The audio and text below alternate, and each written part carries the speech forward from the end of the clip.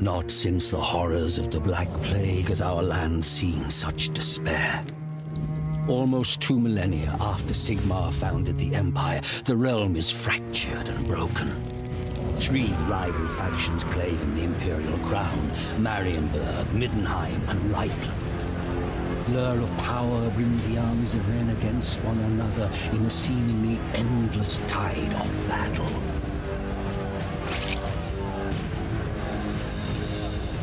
An island of peace in a sea of conflict, Mordheim drew wealth such as the city had never seen into its walls. But with its prosperity came the corruption of arrogance and hedonism and greed.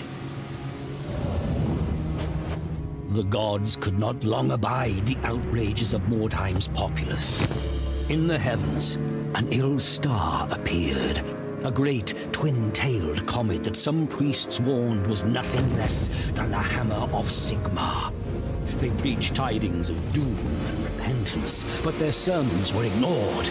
An attitude of rebellious revelry gripped the city as the comet grew ever nearer. The grand festival to celebrate the turn of the year was a mockery of the apocalyptic prophecies. It was then that the hammer fell.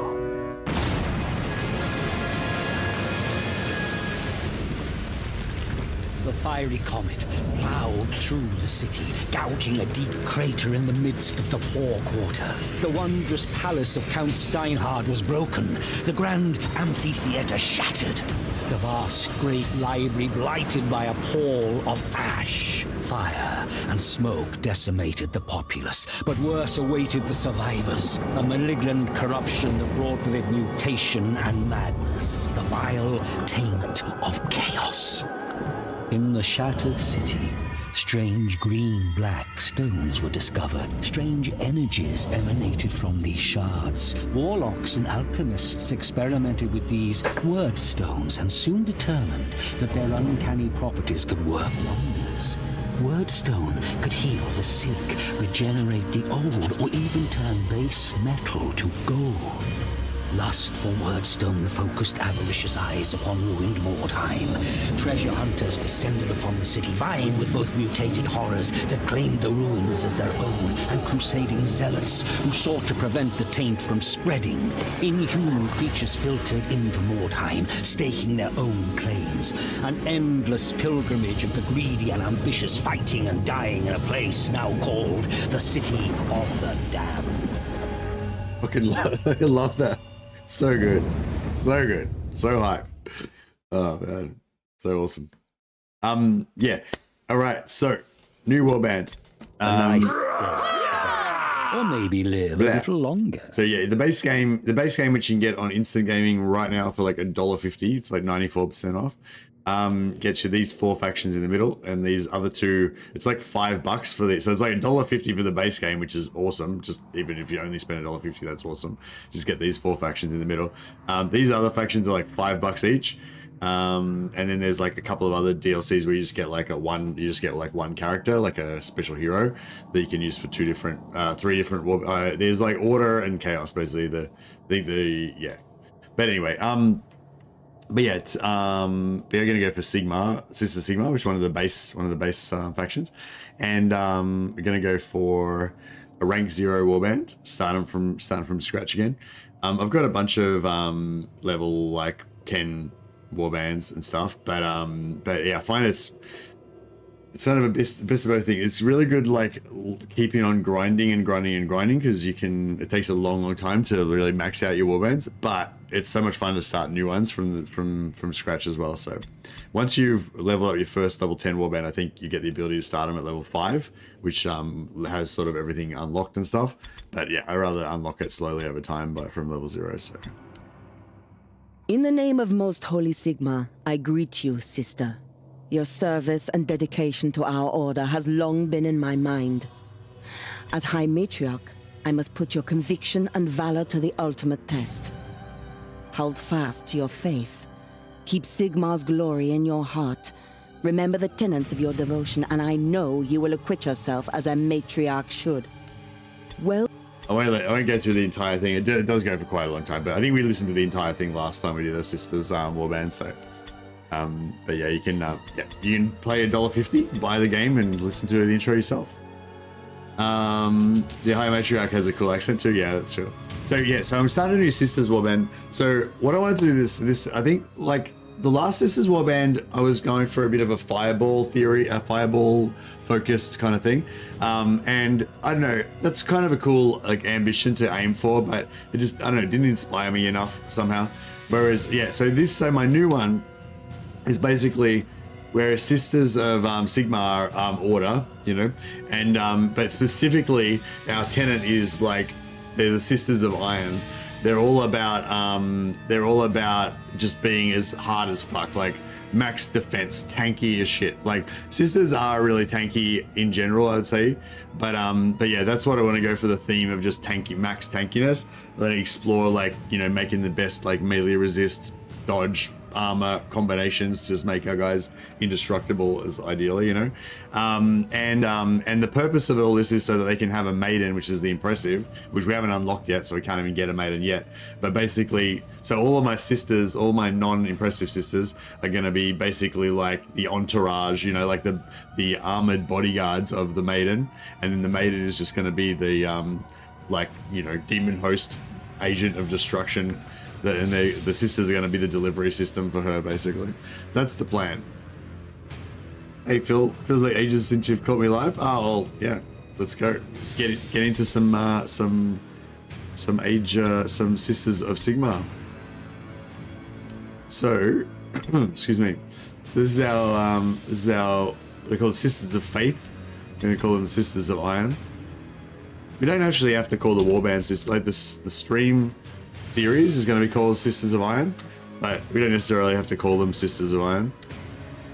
Could be the Iron Sisterhood. But yeah, that's you know, placeholder. We could think of a better name later on.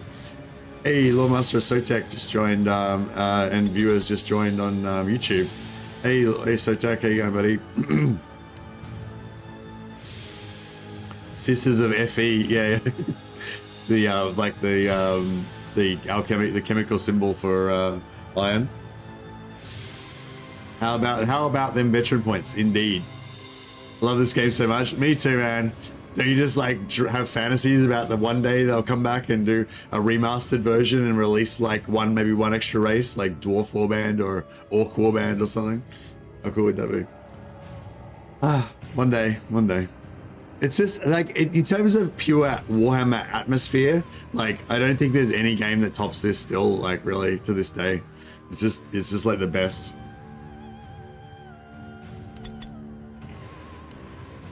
And it's like a very specific, like it's a very specific like Warhammer atmosphere as well. That's that like spooky, kind of like spooky horror kind of version of Warhammer, you know. The game is brutal and unforgiving, yeah, but it is great. I love the like lo-fi characters as well, how they're like kind of like cool, they're awesome, but they're also you know, like especially the Empire Mercs, how they're all a bit ramshackle and stuff, and yeah, I know, it's really cool. Yeah, so veteran skills. So I always recommend that you go, number one priority is Explorer. It gives you, reduces the cost of scouts, but it also gives you a higher chance to find higher quality missions. So you can get better missions with better loot and stuff like that. So yeah, Explorer, go level 2. So when if you're just buying the game now and you're starting from level 0, you won't have any veteran skills. But as you unlock all these different little perks and stuff, I haven't even unlocked them all. Never even played the campaign. I put like hundreds of hours into this, but never played the campaign. What do you call it? The yeah, Explorer, is a good one. Also, always go for Librarian. Librarian gives you a chance to get enchantments. It's a really grindy game. There's like, it takes you forever to like unlock everything. And yeah, one in the end game when you're like trying to like perfect all you guys, yeah, Librarian, getting those enchants is, you know, where it's at. I'm so angry the devs abandoned this game to make that Necromunda trash. Yeah. You're preaching to the choir, Lawmaster Sotek. Yeah, no worries, man. Have a great lunch, and thanks Eve for the host. Catch you later. Excuse me. Is Renowned any good? Yes. Yeah, we were talking about this last time. Renowned is good. Oh yeah, my top 3 I would say is Explorer, Librarian, and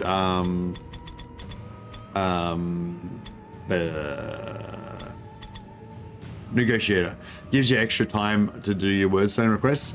You don't really need it, but I feel like it just lets you spend more points on other factions other than your main faction. So your main faction, you can send wordstone to your main faction for money and rep, and also they'll demand that you send wordstone to them occasionally as well. So if you're double stacking it by doing the requests and you're just giving them extra as well, it doesn't really matter that much. But if you want to spend a lot of wordstone on other factions to level them up, then you know, this gives you more time in between requests. So I feel like it slightly makes it easier.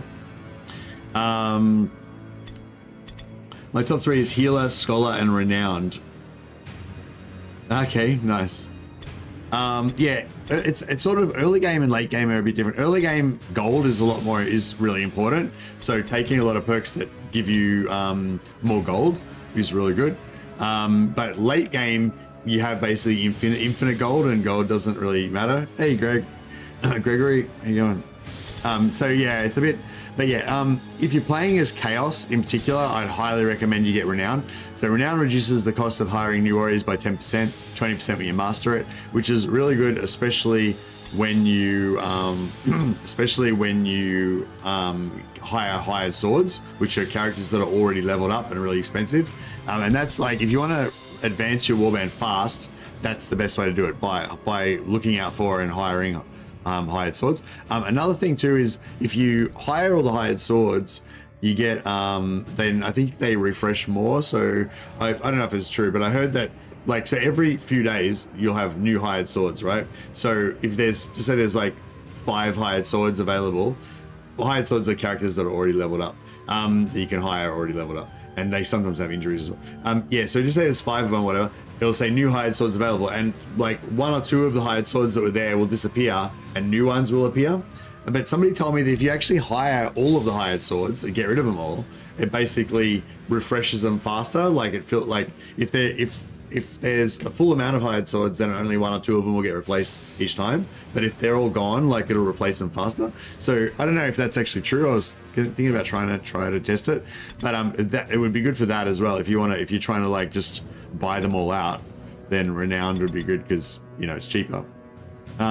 Sometimes I play without using hired swords because it sort of advances you faster. You know, if you don't want to advance too fast, you might not want to use them or whatever.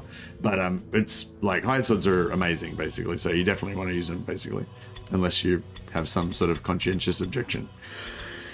Excuse me. And armor, armor and shields. No, not so much shield. I guess you can loot shields, can't you? Can you loot shields? You can loot weapons. Yeah, you can loot shields. You can't loot helmets or armor. So somebody suggested to me that you could take like armorer, which gives you free armor every day, or you could take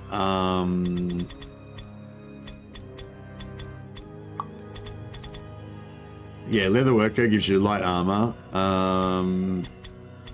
Armorer's apprentice, 10% chance to receive a free helmet or shield.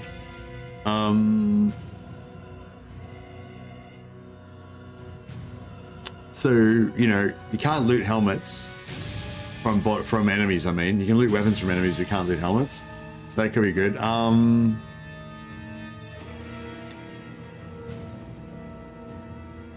Yeah, I don't know. I usually go for like these 3, maybe Renowned, maybe not. And sometimes I go for Merchant because I kind of like just getting the sales, random sales events. They sometimes like different blues and different random items show up in the thing.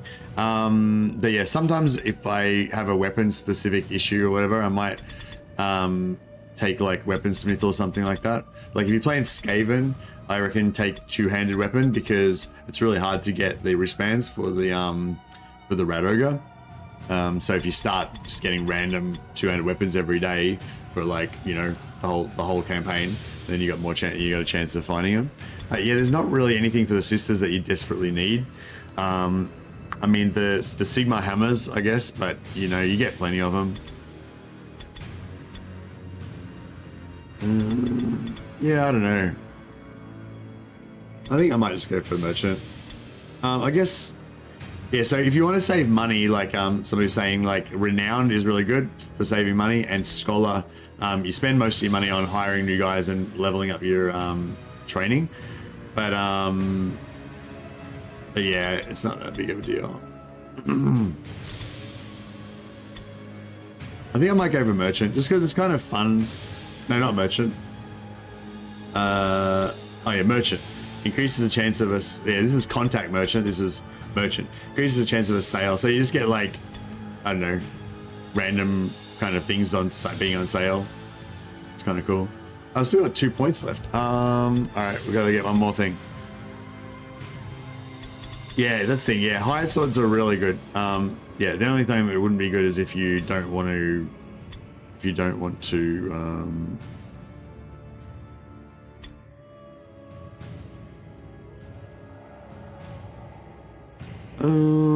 If you don't want to use them for some reason.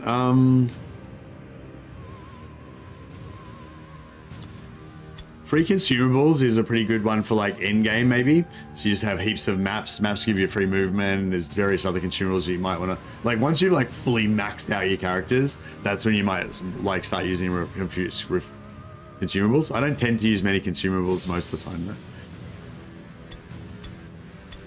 though. Yeah, let's go Armor's Apprentice. We get some free shields and helmets. Why not? All right. Anyway. So, yeah, you start off with all your slots, half your slots locked. But yeah, so we'll just go for, I think I'm just going to go for Sisters. Novices. I want to go into, I want to make like, basically melee defense novices is where it's at.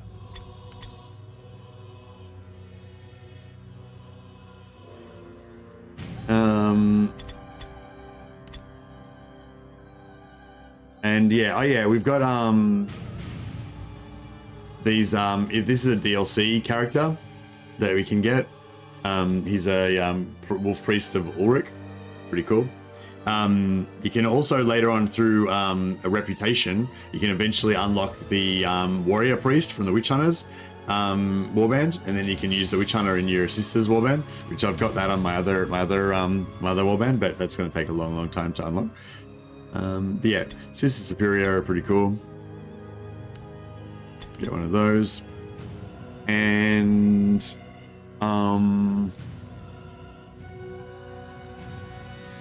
yeah, I think we can pretty much just go with default weapon. The only thing is, I might actually might just hire some more sisters. These guys got 2 hammers, so we'll hire 2 of them just so we can take their weapons off them, because these guys they only cost 12 gold to hire, and you get 2 hammers, and then we can just fire them. We get to keep their hammers. And yeah, so these guys got 3 red pills. It costs 2 red pills to attack, whether you've got 1 weapon or 2 weapons. So if we just replace their second weapon with the hammer, the shield with the hammer, then they'll still cost 2 points to attack, but they'll be attack with 2 weapons and do more damage. Yeah, I'm gonna leave her with hammer and shield, and I might give her hammer and shield as well.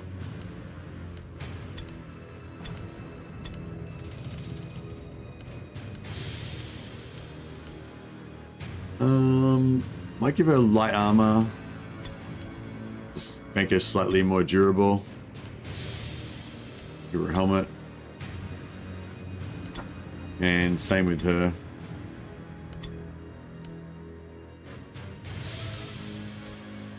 No helmets left.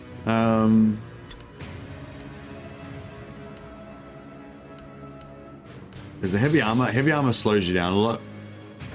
Usually plays Witch Hunters because your faith is strong. Oh, very nice.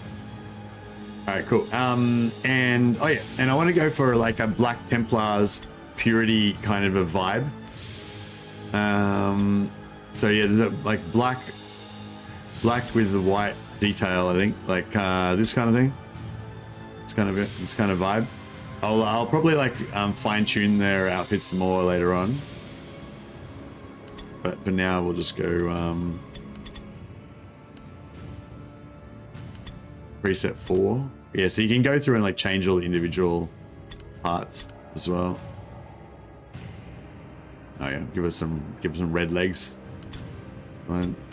Got to have a bit of individuality. But yeah, you can go through and like change all their give them like armored sleeves and stuff. Pretty cool.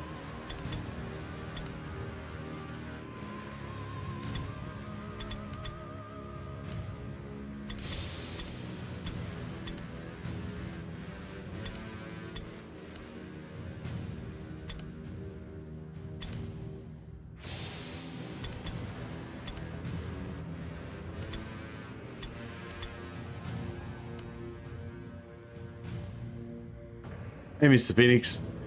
Yeah, no, playing Skaven yesterday. Yep, I've got like heaps. I've got heaps of warbands.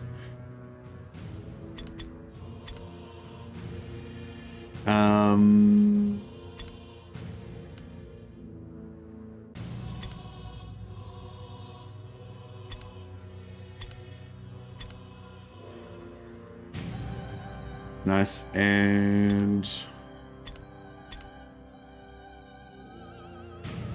all right, so we got like a bit of a black and white motif going on. Yeah, I think the Skaven are a very fast and killy kind of warband. Whereas, yeah, I just thought as a counterpoint, I'm going to have my Sisters of Iron warband, which is going to be a very slow and heavy kind of a warband. And yeah, you can sort of see the contrast, I guess, with those. So day 1, I think you can only get easy missions or like average. Yeah, and we can send scouts. Average, very poor, very poor, very poor, average, poor. So because we put 2 points into that, into whichever one it was, we've got more chance of getting higher quality missions. But yeah, you don't really get much on the first day. This one's pretty good.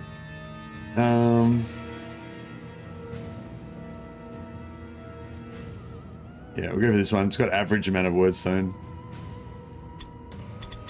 Now, if you want to play it safe, if you're new to the game, probably do launch and deploy. You can choose the exact spot where you guys start. But if you've been playing for a while, I highly recommend you just go launch mission and just places you guys randomly in any available slot. This gets the game going faster and it's a bit more exciting. Clustered around their wagon, making them a very attractive target.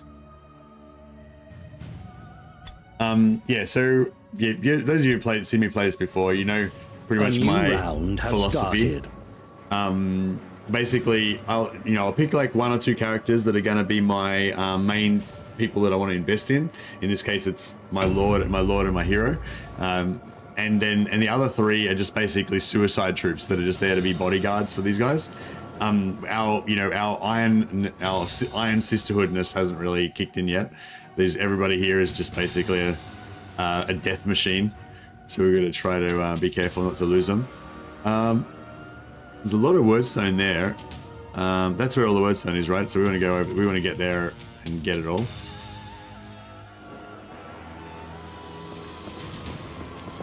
All right. Yeah, it looks like it's going to be just a big shit fight in the middle of this alley.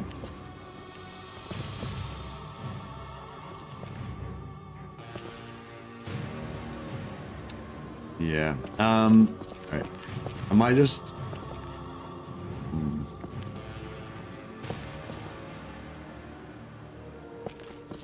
Yeah, I don't want to get like caught basically. So, oh yeah, if you want to know who you're fighting, you can have a look down here, and it'll show you the symbol. So yeah, we're fighting sisters versus sisters, mirror match. It's weird how this game is so fun, but the Necromunda game was so very not. Yeah, I know. It's so weird, isn't it? And it seems like on paper that Necromunda has got everything this game's got, plus, you know, even more, better stuff. but somehow, yeah, it just isn't better. Weird. All right, I'm gonna yeah, I'm just gonna put her in parry stance. Let her sit there. So if anyone comes, she's got a 38% chance of blocking. I really like the matriarch's headdress that she has, but I don't really like when she gets her helmet, her iron helmet. I don't really like it as much.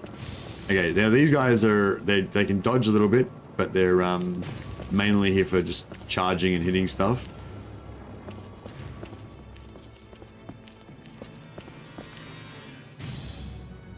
Yeah, I might. Yeah, I might put her up a bit further so we can kind of claim some territory. Yeah, I like the novices. They look cool. I don't know if I want to get any sisters. So you basically have two different types of henchmen, the novices and the sisters. Not really sure if I want any sisters.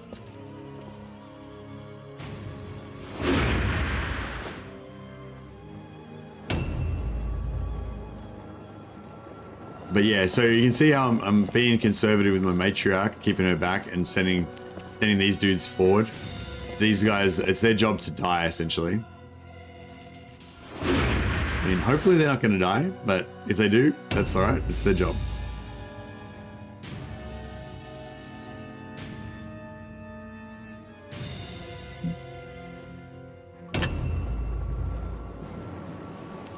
This is one of my favorite models in the game, the Sister Superior. She just looks tough and cool. I really like it. It's a turn-based game, yeah, that's right.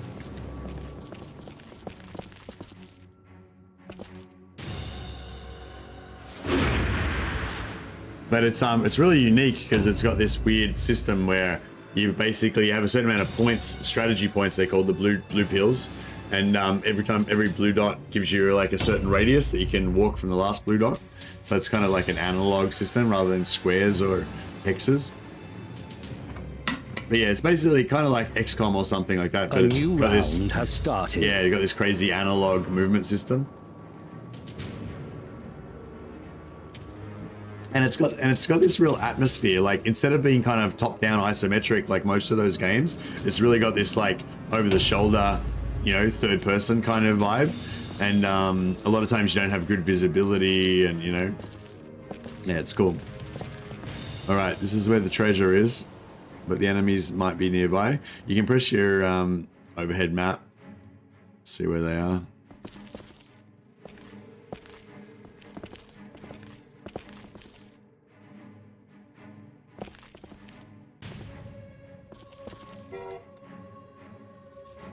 All right. Yeah, cool.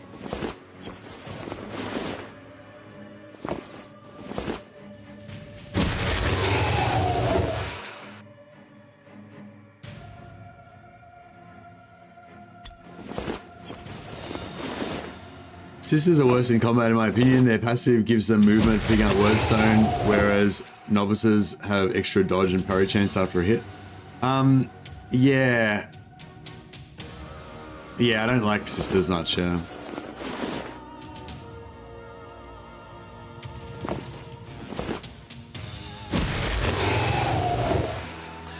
Yeah, one thing I don't like about the way that the I'm not going to put her in ambush because I don't want her to charge any more forward than she already is. I'm just going to leave her standing there. Oh, here we go. We've got contact. Our opposite number. It's their Sister Superior.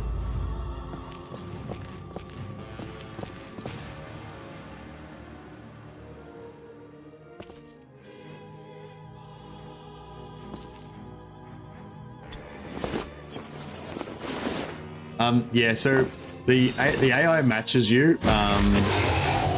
So if you have four guys, they bring 4 guys. If you bring an impressive, which is like a big guy, like an ogre or whatever, then they'll bring their big guy, like their ogre or rat ogre or whatever. You get one less. Yeah, if you bring the ogre, then you get one less character. Like the ogre counts as 2 guys, but it doesn't. The vanilla game doesn't let you.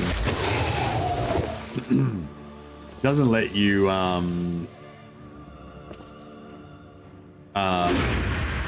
it doesn't let, like, it, if you bring a big guy, they bring a big guy. Like, so I prefer it if you could, like, they could bring a big guy, but you bring 2 little guys, you know, or whatever. But yeah, it just mirror matches you exactly. But there is a mod that you can get that lets you, like, you know, you can have 2 heroes versus their impressive, or you can have impressive versus their heroes, and changes some other stuff as well. Every time we pick up this wordstone, we do have a chance of getting a curse, so you can get negative side effects. Most of them wear off in 3 turns. So we're going to be in combat in probably 1 turn, so it's kind of bad if we get a lot of curses.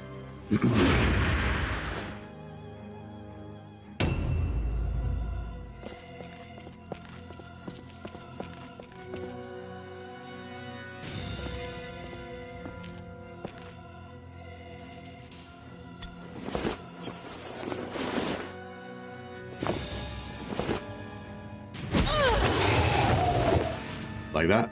Well, at least that one's just hit points. It doesn't give us any, you know, stat penalty or anything. Magic in this game always felt a bit underwhelming for me. Yeah, the magic, the magic's not very accessible early. Like, the magic is pretty good. It can be pretty good, but it requires a lot of investment. Like, you know, you can pretty much go and, like, start bonking people on the head straight away, you know? You're not going to be anywhere near as good at it as you will later in the game, but you know, you can do it. Whereas magic, you essentially just can't do it at all. You know, until, well, you can, but you shouldn't. You basically shouldn't do it at all, really, until you're built up to it.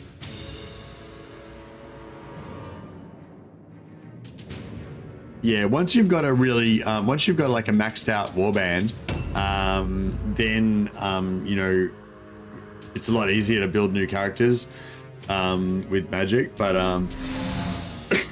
you need to have all the right gear and enchantments, and yeah. You can totally use magic as long as you don't mind your own head exploding. Yeah, that's right.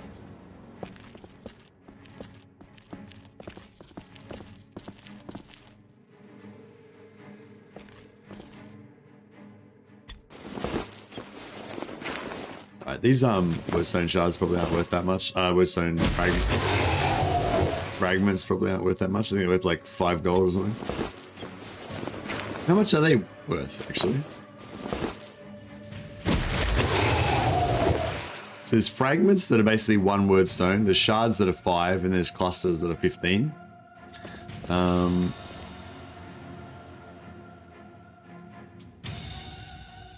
don't know if I want to...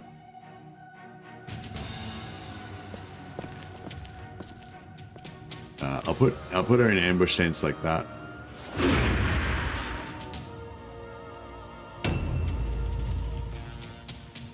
Yeah, don't use magic at the start. You won't see me casting any spells.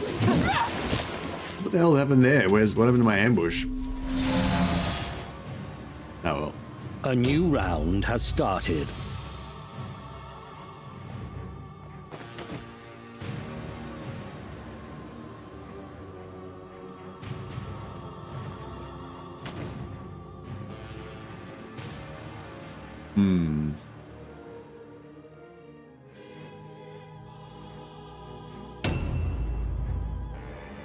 It is a good game.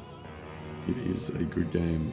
Okay, yes, I'm gonna put my matriarch in here so that she can help kill this guy, but she's not going to be too exposed to getting charged by other folks.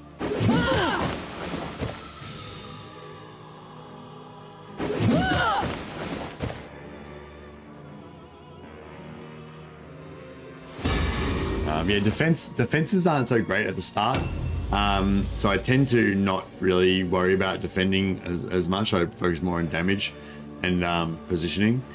But yeah, we are going for a bit of a Sisters of Iron theme this time around, so I'm trying to make my hero characters a bit tankier.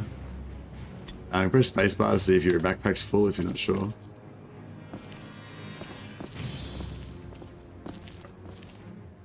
we come out here. Now, when you charge, you get 50% extra damage. So we might miss. We've got minus 10% chance to hit, but if we land it, it's going to be a big smack. Oh yeah, big damage. All right, then we just put 40% dodge chance. Yeah, so defense, we got 40% chance to dodge. It's not hugely reliable, but it's okay. All right, and we'll try and get another charge in here. Oh, actually, she got 23 hit points. So if we don't charge, we'll still kill her in one shot. So in this case, I'll because the extra damage would be wasted anyway. We just walk into combat and see. We still if we hit, we're still going to kill her, but we've got 85% chance instead of 75. So yeah. So sometimes it's best not to charge if you know you're going to kill them with your base damage. All right.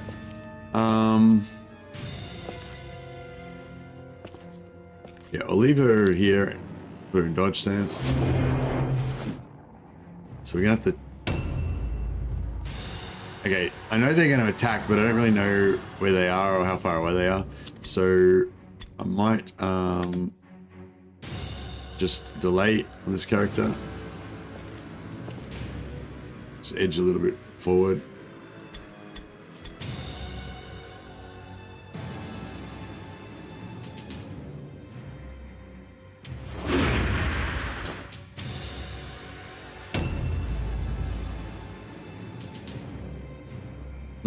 No, I've seen the AI get smited before, I'm pretty sure. But the AI definitely is a lot less concerned about the AI is definitely a lot less concerned about risking it. I think that's the thing, like, you know, you wouldn't really risk it that much. Yeah, as a human player, but the AI will like risk it all day long and usually gets away with it. Okay, so it's with one-handed weapon, it's 2 points to attack every time. So we've got 5 points, so we can attack twice and have 1 point left over. With a two-handed weapon or a dual wield, it's 2 points to attack the first time, and then it's 1 extra point every attack after that. So yeah, so with this one, we can we've got 1 point left over, so we can either use it as a parry attack, or we can use it for a charge, because charging costs 1 extra point. I can't really fit my charge in there. We want to try and make sure we can get as many people around as possible.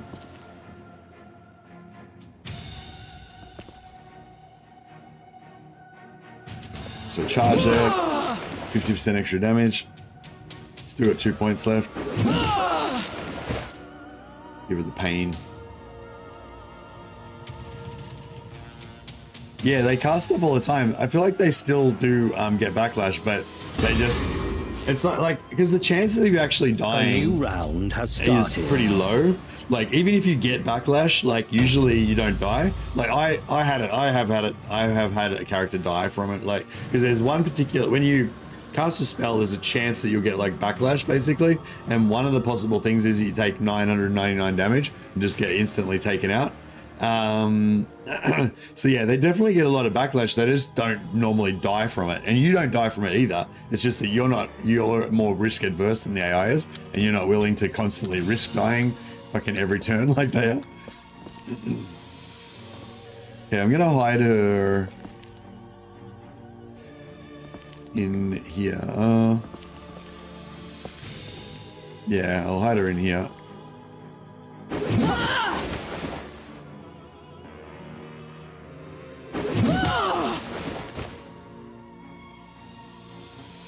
Sisters are such thugs. They're just smashing people with blunt instruments all the time.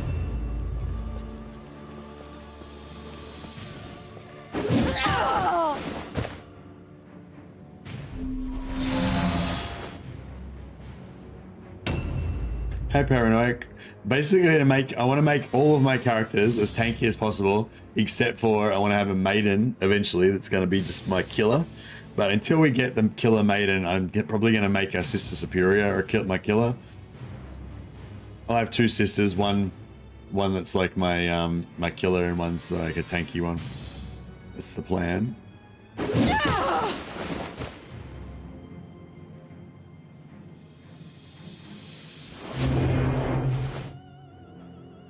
She's got heavy armor on, but I don't think we've got room for a charge.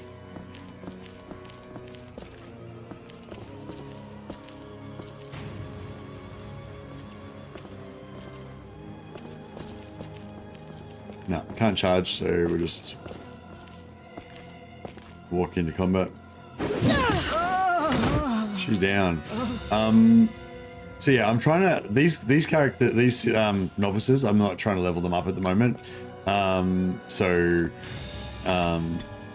Yeah, so it's sort of a waste of. I'm just gonna put this character here, just so that if somebody else comes up and tries to attack, they won't be able to charge my sister superior. Well, not as many of them will be able to stack up anyway. But yeah, so yeah, I'm trying to feed the XP onto my my hero characters, but you know, can't always do that. All right, big charge. Boom, big hit.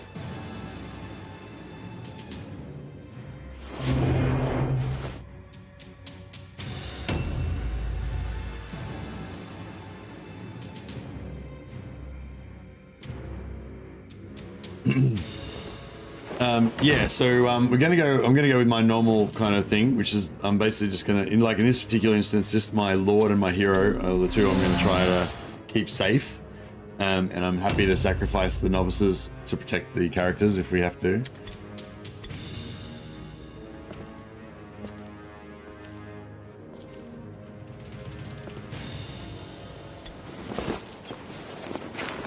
Don't need that.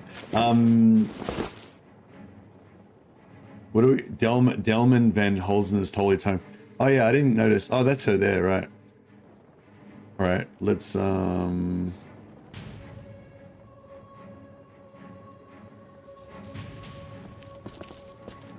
could walk into melee with her.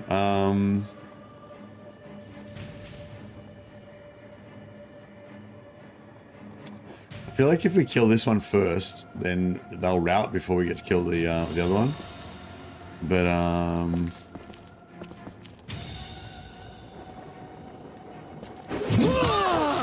yeah, she's in ambush, but I reckon I could sneak around the side.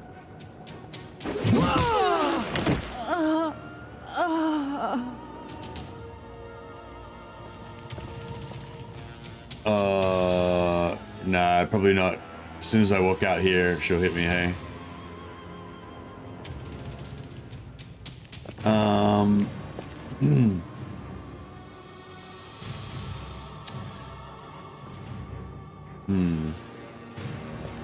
We can try to... Okay. So... If I...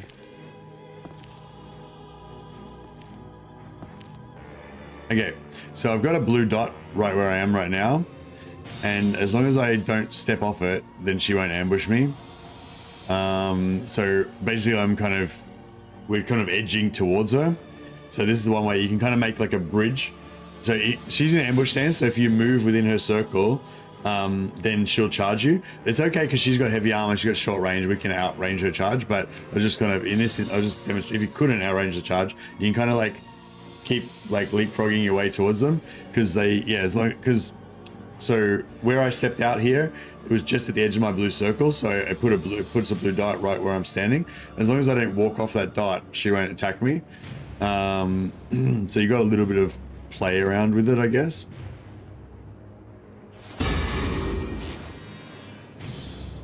A new round has started. I won a match once because the sister blew her own head off. Oh god, it's hectic. Yeah, so now like we've got that, you know, far, so I can try and go again. But you know, if I walk straight out here, then she'll instantly charge me because I'm in range. But if I go like if I go like here,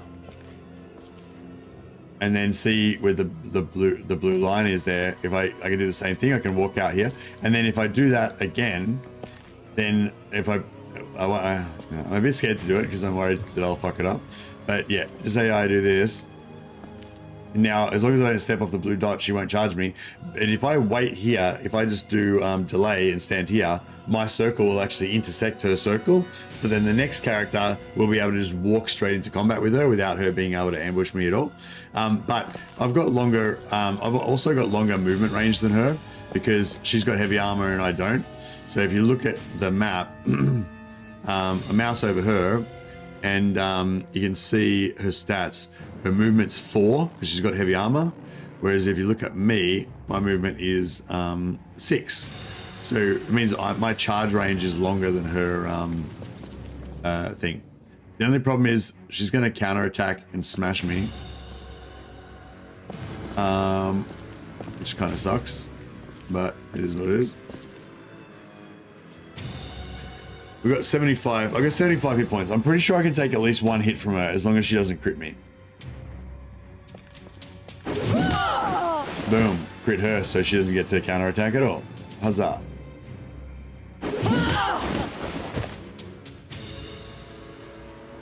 All right, glorious. And then I'm going to disengage so that we can make more space for more of my dudes to hit on her. And I'm going to put this guy back in safety, back here where no one can get to her.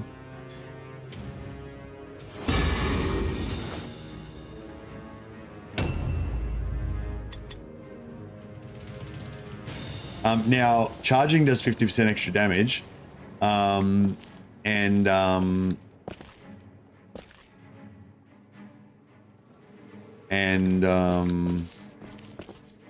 10% chance to hit. However, it's automatic chance to hit automatically if they're stunned, like she is.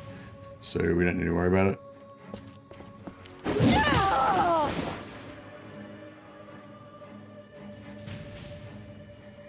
Disengage for free. And I'm just going to move this one over here. Just leave a little.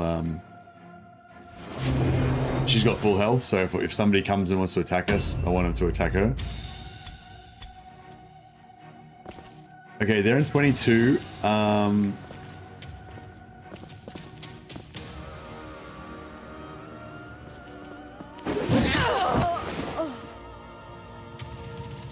Alright, nice. Now I don't have enough loot to. Delma Van Holzner. That's who we got to catch, right? Yep. Alright, I'll drop one of these wordstone fragments because they're not really worth that much. Objective completed. And then we get our secondary objective.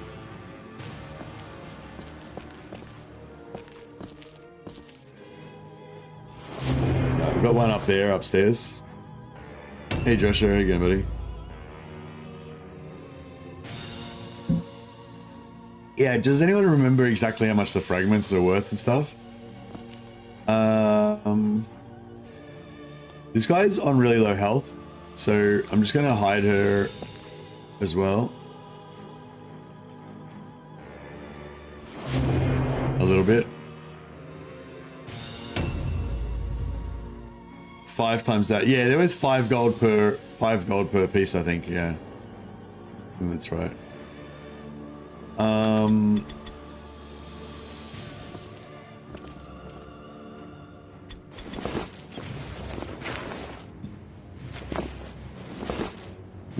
Excuse me. Oh, she got charged up. She's got, what'd she get? She got +3 movement range. Cool.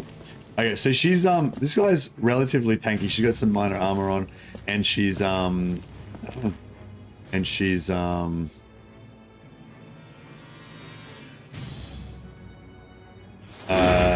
full health. So I'm gonna put her up, even though I do want to protect her. A new round has started. I'm gonna put her up front. They routed. We win. Glory. Oh, we got a blue axe. Yeah, like it usually takes ages before you get your first blue weapon. We got a blue weapon on the first map, which is awesome. Except I'm pretty sure we can't use axes, so we don't use axes. But we got +3 experience for everybody in the team, which is pretty awesome. And we got the battleground victory means that the amount of free loot that we got that we didn't actually physically loot ourselves. And then the extra rewards down the bottom is the extra stuff we got from looting the item. Strength in steel wins a fight, but it is your strength of spirit that wins battles. The Ulrich guy can use axes. Yeah, that's true. I don't know. Do we want to bring a wolf priest? Maybe. Actually, the wolf priest could be our damage dealer. He'd be a bit. If we want to make a berserker damage dealer guy, he'd probably be just as good as the Sister Superior. I think maybe better because I think he might have better like martial skill point maximums and stuff, like more max strength and stuff. So yeah, no one went down. Good mission. The first mission's usually pretty chill because it's normal. Need a warhound.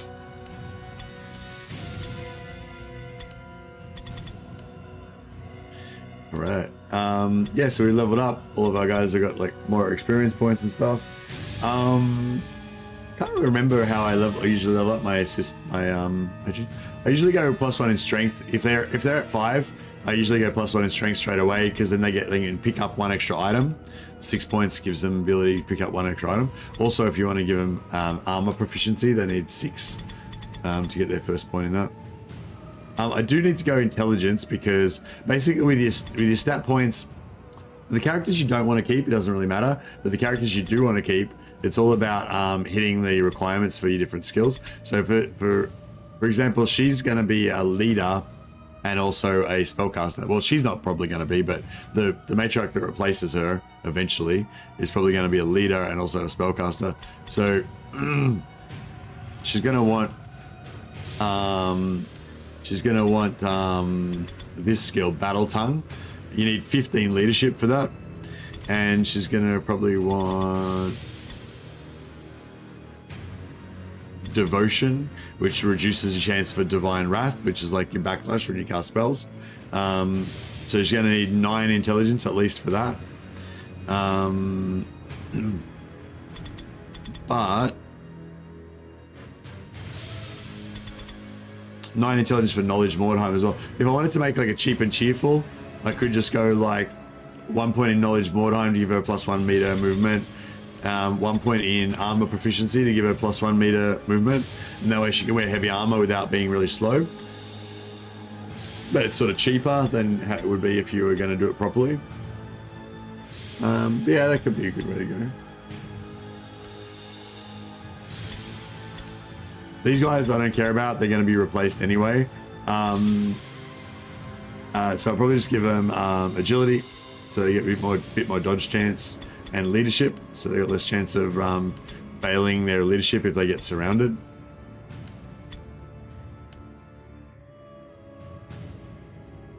Eventually, I probably want them to have like 9 toughness, 9 toughness, 15 agility, if we can get that many points in, and just make them kind of like dodging machines, but also have a shield. But yeah, anyway, we don't have to worry about that right now. So yeah, basically whenever these guys get to level 3, I'm gonna basically just sack them and hire a new level 0 guy.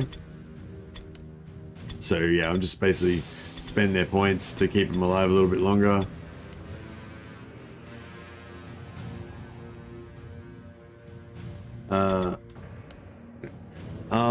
For her, I'll probably go, yeah, probably go strength until she gets to strength 6.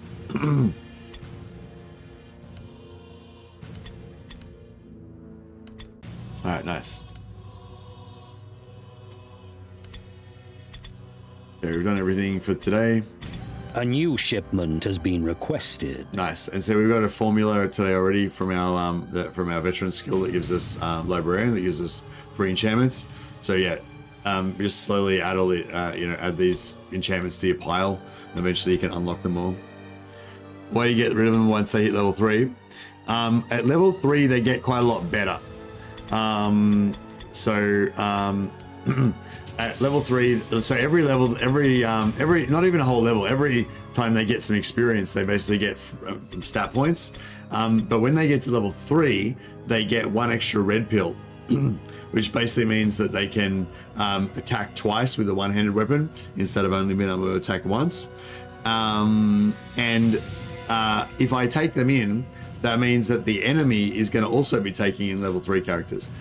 So you can actually, if you're really into it, if you got a lot of gold and you're not worried too much about gold, you can even sack them every time they get to level 1 and just only play with level 0 characters if you want, or or whatever. Just sack them. You can sack them after every match if you want. Because even if you spend a point, excuse me, even if you spend a point even if this guy's still level 0, but she's got 7 experience points, and we've spent 2 points in 1 point in agility and 1 point in leadership. So when I put that 1 point in agility and 1 point in leadership, her rating actually went up. So her rating's now 71. Her rating was probably 65 or 68 or something before I spent those 2 points. So yeah, you can just not spend their points and their rating doesn't go up. So the enemy team is going to mirror you. So you can just not spend your stat points if you want, and then that'll keep them cheaper. But once you get to level 3, they get an extra red pill and you can't do anything about it. Makes them stronger.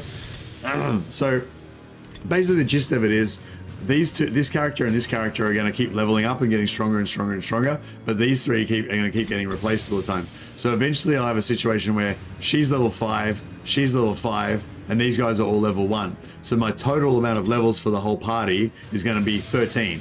5, 10, 11, 12, 13. And so I'm going to have 2 really powerful level 5 characters and 3 level 1 characters. But the enemy team is going to have, they'll probably evenly distribute it. So they'll have level 2, level 2, level 2, level 2, level 3, or whatever. Did I do that right? Yeah, exactly. So they'll have level 2, 2, 2, 3, and I'll have 2 guys at level 5. So my 2 level 5 heroes will be killers. They'll be smashing, and they're and these guys will be weaker or whatever. But yeah, and the reason that so one of the reasons is kind of mathematically because it can give you an advantage. But the other reason why I recommend doing this kind of strategy for a new player is because psychologically, basically, these 2 guys I care about, and when I'm playing in a fight, when I'm in a battle, I'm going to protect them. I'm going to make sure they're not at the front line, make sure they're not overextended. If they take damage, I'm going to put them at the back and put a bunch of these guys in the way so they can't get killed. These guys are the 2 guys I care about, and these guys I don't give a shit. They can die and get replaced every single battle for all I don't give a fuck. And if you care about every single guy and you try and level up every single guy from the start, you aren't really going to have the tools to keep your characters alive. So people are going to die anyway, and you aren't going to be able to stop it from happening. And you're going to feel bad because they're going to be characters that you've invested in. Whereas if you only invest in a couple of characters, you only care about those, and it's much easier to protect those 2 guys if you're willing to sacrifice the others to protect them. So yeah, that's really the reason for it. There is the statistical reason where it makes you kind of stronger versus the AI, but that's not the reason I recommend it for new players. It's really the psychological thing. It can be disheartening for people to lose the characters they care about. So I really suggest don't care about all of your characters. Only care about 1 or 2 at the start. And then once you've got these 2 guys kind of leveled up enough, then you might start caring about this guy. And you'll still keep replacing these 2 guys, but this guy you'll keep leveling her up. And then eventually you'll have a full stack of 10 dudes that are all badasses. But it sort of works a lot better if you do it that way, I find. But later on, if you want more of a challenge, you might want to not allow yourself to do that. Make sure level up everyone at the same time or whatever. Man, I'm losing my voice. I can't talk that much. That was too much talking. Very poor. Poor. Very poor. All right, try and get a better one. Brutal, good. Okay. Might be the way to go. Okay, so one warband's deployed tightly. So one warband's deployed tightly around its wagon. That's really good. If that's us, that's really good for us. The other one's divided to 3 strike teams. That's pretty bad if that's us, because our guys could be scattered all over the place. But it's not too bad. At least, even if we are scattered, at least we'll know that their guys are all around their wagons. So we'll know where they are. Excuse me. So yeah, that one's pretty good, and the rewards are pretty good. The only thing is brutal means that the enemies are going to have like 30% or 40% more health, and they're going to do like 30 or 40% more damage. Or is it 25%? I forget now, but yeah, anyway, they're going to have more health and more damage than my guys because it's brutal difficulty. And that means that's quite dangerous, right? It's the second highest. There's brutal and then there's deadly is the really highest one. Anyway, also, now the Smuggler's Den's available, and they want us to send 75 wordstone worth to our patron. So we could send. I think, can we send a partial? No, you can't send when there's a shipment requested. You can't send a partial. We can send it to this guy instead, though, if we want to just get free money. But I might just get it out of the way. Wait and get it out of the way. All right, brutal. Yeah, now if you want to play it safe, I highly recommend do launch and deploy, so you get to choose where you guys go. If you want a bit more excitement in your life, just do launch mission and it'll choose for you. Scouts reported a secret cache of equipment in the ruins, but recovering it has become no easy task. Somehow, an enemy warband has learned of your plan. Worse, they're lying in wait and have deployed patrols to flank your warriors. See, it makes it sound like it's bad because they're all surrounding us or whatever, but it's actually better to be the one that's tightly around your wagon, I reckon. A new round has started. HP said, I always dislike that kind of min-maxing. It makes it feel like you're punished for progressing. Yeah, that is one thing I'd have as a slight criticism of the way that it works in this game. Hey, G Glarian, how you going, buddy? Welcome. Welcome to your first stream on live. It's awesome. Excuse me. Like I said, if you want to play more of a role-playing style where you keep every character and you care about every character and try and keep them all alive, I'd highly recommend you do that. Like, if you just, as long as you're doing it with your eyes open and you know that, you know, your dude's going to be constantly dying, and, you know, if you don't know what you're doing, especially, can be frustrating. You know, especially if you're like, you've tried, like you've like leveled up a guy a bunch of times and you've invested 2 or 3 times in leveling up their skills, and then they die or they get crippled. You know, it can be really frustrating. So yeah, so that was why I just suggested that, especially for new players, just to reduce that frustration level. I feel like it works, that sort of way of doing it works really well. Thanks, Memberzone.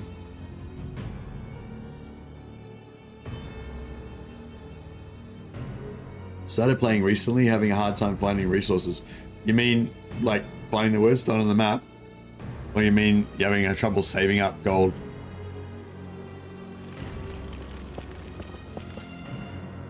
Alright, we need to carry, we want to capture 50% of the wordstone if we want to win the secondary objective, which we do. Objectives updated. Oh, you mean you're having trouble like navigating to them when they're on like different levels of the maps and stuff? Objectives updated.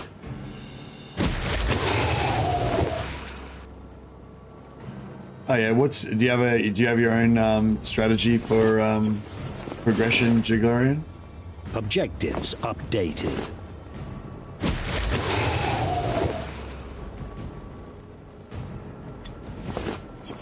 Objectives updated. I usually do the roleplay way, even if my guys get maimed or killed. I like having a story to go along with each of them. Yeah.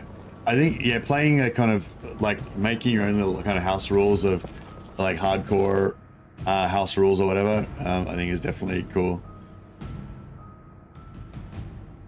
I was considering playing DIE rules on this one, which is like a set of super hardcore rules that I highly recommend you try out if you haven't tried it. You know, if you're experienced with the game and you're looking for a challenge. I wanted this Warband to be like, I wanted their thing to be like that they're really tough. I kind of felt like if I played DI rules, they'd just be dying all the time, and they wouldn't really feel very tough.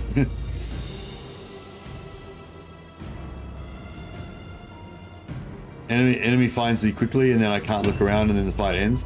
Yeah, it can be a bit like that, especially on deadly missions. Where you don't have time to sort of fuck around too much.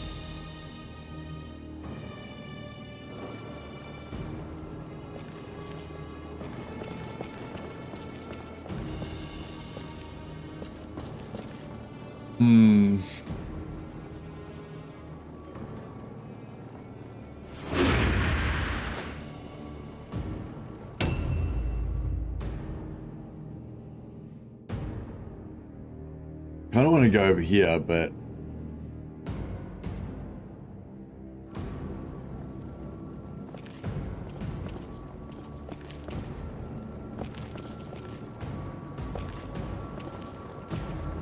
you can pray at your wagon. Gives you extra resistance to all alone. Yeah, all alone and wordstone resistance plus 25%. But yeah, it's not really, it's not really that needed.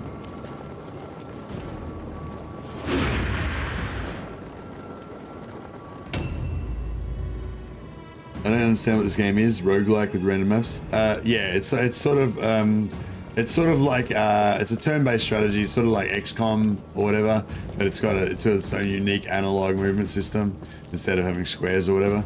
And yeah, it has it's random maps. Yeah, it's like an endless grind of just random maps with different enemies that you fight, and you have to be exploring. And the maps are sort of kind of like the same, but they're like kind of modular, and like different parts will be blocked off, and different doorways will be open or closed. And so it's like, the maps are always kind of familiar because there's not that many different ones, but they're always different as well. Like, so you can't really, I don't know if that makes sense. Same but different.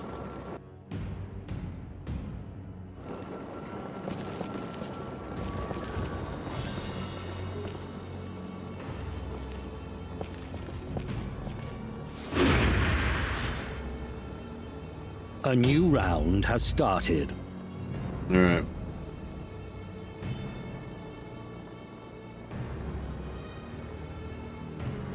What is the red icon with the question mark on the mini-map?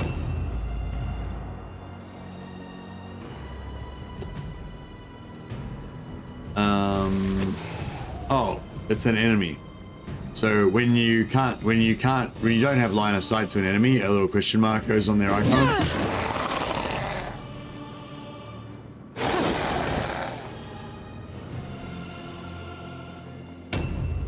In Amazon, it doesn't have to end. There is each faction's got a campaign with I think about 4 or 5 quite difficult missions, and the intention is you don't do them back to back. It's like you'll do like 10 or 15 or 20 missions, level up your warband a little bit, then you'll do the first story mission, then you'll like go back and level up some more and recruit some more dudes and get some more magic items, then you do the second story mission, and so on and so forth. So yeah, I think there's like, actually, I don't even know how many there are. 3 or 4 story missions for each faction. So basically, I guess once you've completed the story missions, you could consider that the end of the campaign. But realistically, you could actually level up your warbands and make them a lot stronger than that if you wanted to.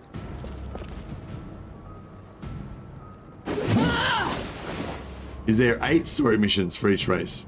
I've never even done the story mission. I've played this game so much, but I've actually never even done the story missions. I think I've done maybe like one of them for 1 or 2 of the factions. So that's it.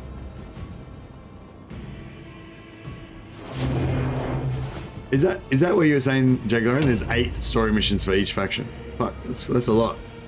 I've only ever completed the first one. Like, yeah, I've only ever done like 1 or something. Yeah. I didn't think there was 8. Fuck, that's crazy.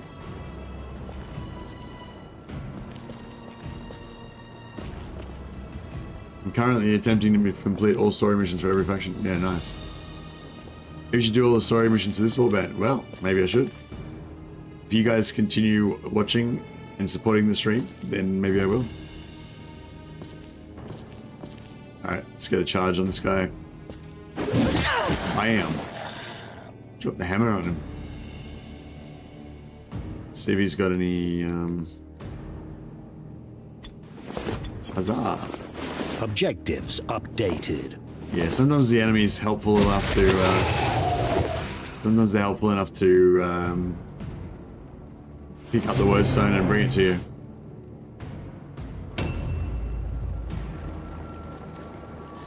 Okay, so this guy is in heavy armor, or maybe not heavy armor, he's in some kind of armor.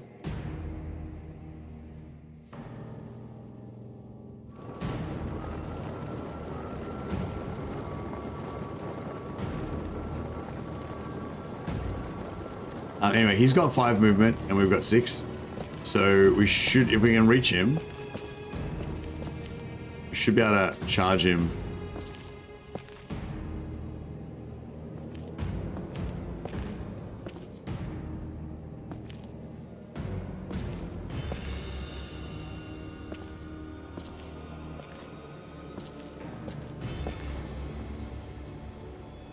We might be able to sneak a little bit closer. Sometimes if you do like, sometimes if you're like really like, running an exact straight line, if you can.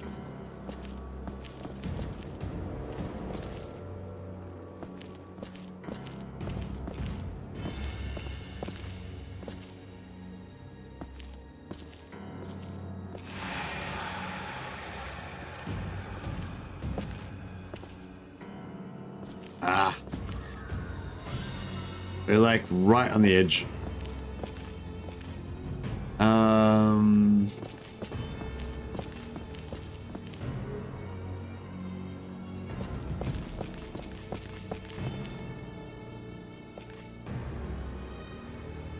Fuck. It like, yeah, it sort of predicts where you're gonna go, but you aren't actually there. We're like so close. Fuck me.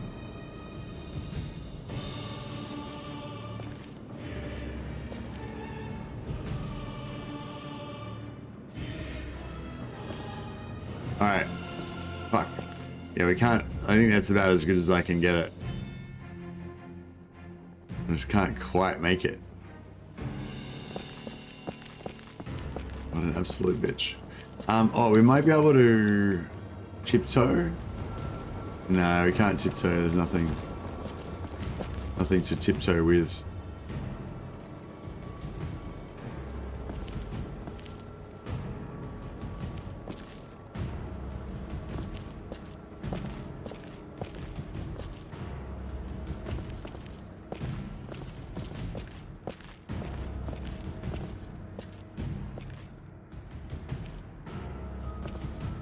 Fucking hell. Alright, fuck it. We can't make it.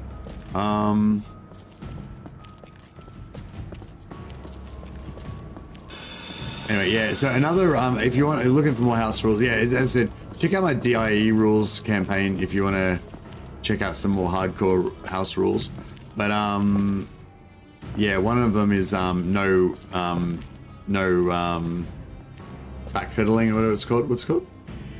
Basically, what I just did a bunch of times there is like go back over your dot to reclaim your points so you can spend it elsewhere. So if you play where you're not allowed to do that, no backtracking, then it makes the game a lot more challenging. You got to be a lot more careful.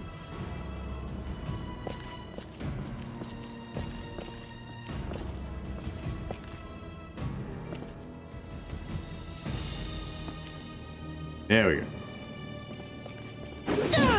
He's gonna hit me back. It's gonna hurt. Oosh. That's right. She's expendable.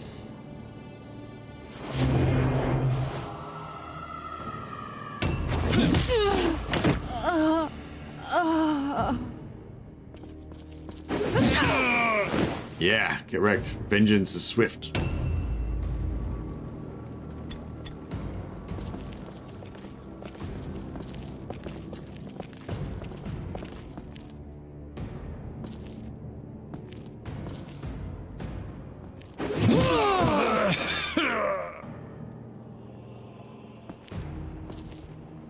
Yeah, so you can do a thing called tiptoeing, where it doesn't spend a point until I walk off my blue dot, and I haven't walked off it yet, so it still doesn't spend a point. And then I can access her backpack, and then it puts the blue dot exactly where I'm standing now, so I can move forward a little bit, as long as I don't move off the blue dot. And then I can access his inventory, and you can keep like kind of just tiptoeing around. As long as you don't see, there's the blue dot place now. But if I walk back towards it a little bit, there we go, it's gone away again. And you can just keep tiptoeing away, get further and further around. As long as you got things to, as long as you got things to access on the ground. And, objectives updated.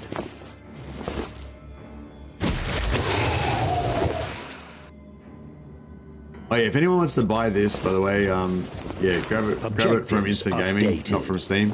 It's like $27 on Steam. It's like $1.50 on Instant Gaming.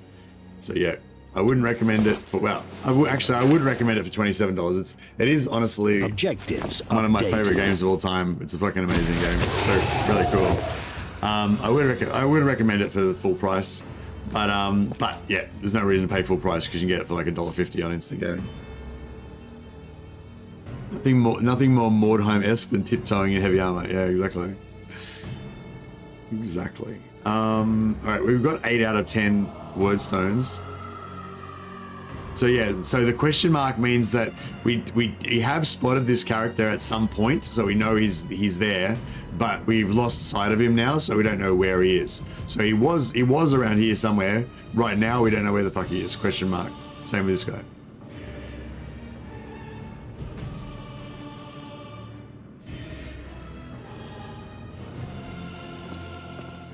Now we want to get through there, but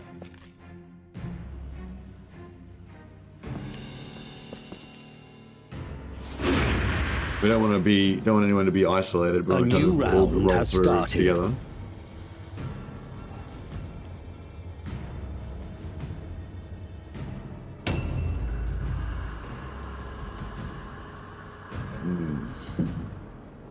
Okay.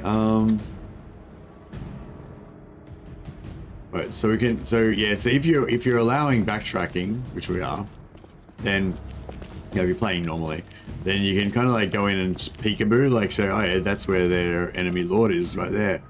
He's pretty scary. We don't want to mess with him. And go back, retrace your steps, get all your points back, and maybe I'll go over here instead. You can have a look in here and see if there's any characters in here. Find out what's going on, and then so if you allow backtracking. It allows you to like do an unrealistic amount of scouting in all different directions, as long as you can just unwind all your blue pills again. There is a bit of a counter to it though, because if you get ambushed and the enemy attacks you, or if the enemy has Overwatch and they shoot you, or if you set up a trap, then you can no longer backtrack your blue pills anymore. So sometimes you'll like character like this has got heaps of movement. I might like travel like super far away from my guys just to check out, see what's around the corner or whatever, and then I accidentally sit on a trap, and then I'm stuck there. I can't backtrack anymore because the trap has rooted me to the spot basically. Anyway, I don't want to go yet. I want the Vampire Lord to go first, so I'm just going to delay.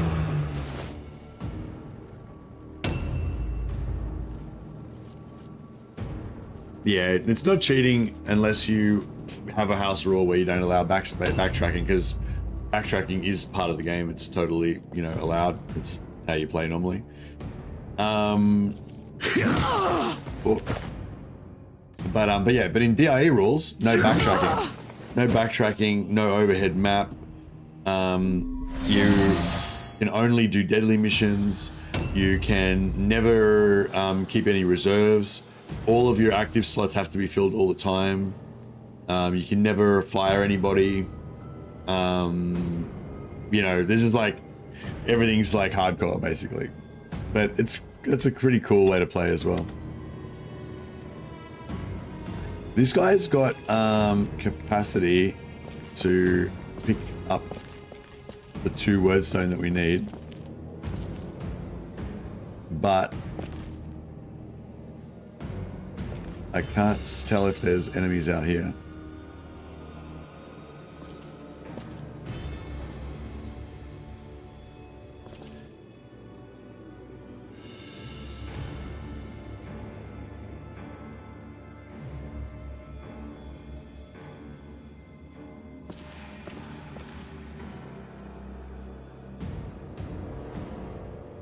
All right, let's get this wordstone. Objectives updated.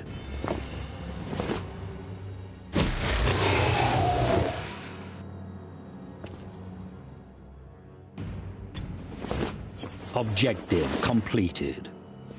All right, nice.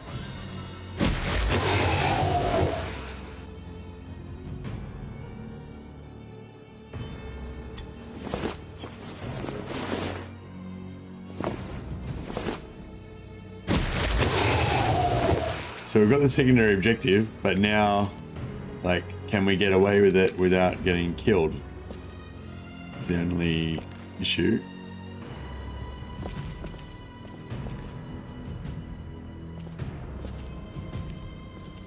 Alright, I'm gonna try and... Nah, I was gonna try and... I'm gonna sit her in the corner here so that only 2 enemies can, at maximum, can catch me. Actually, no, I'm gonna just run back up here, that's fine. I'm not gonna ambush, I'm just gonna stand there. Okay, okay, so this is superior.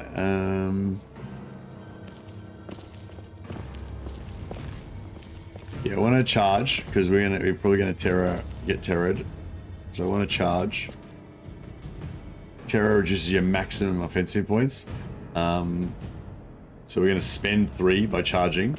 And then it reduces my maximum, but they're already gone because I already spent them by charging. We've still got our 2 left.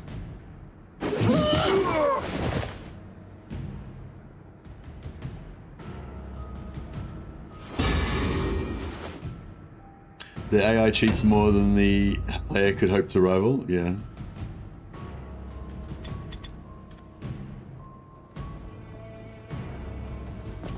Alright, let's get some more charging happening. So both these guys terror failed, but both times I charged so that I could use my points before I lose them to the terror. Now vampires, the guys that we're facing here, they've got a special...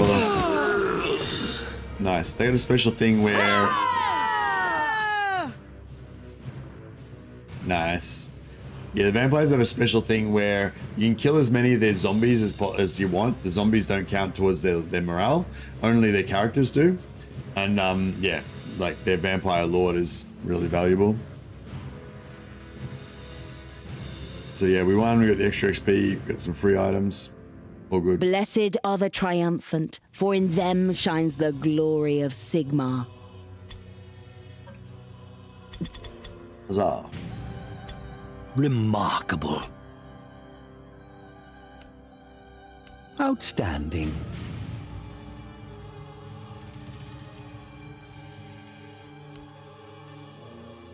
Burst eardrum. Perception checks made by this warrior suffer a 25% penalty. That's actually pretty good.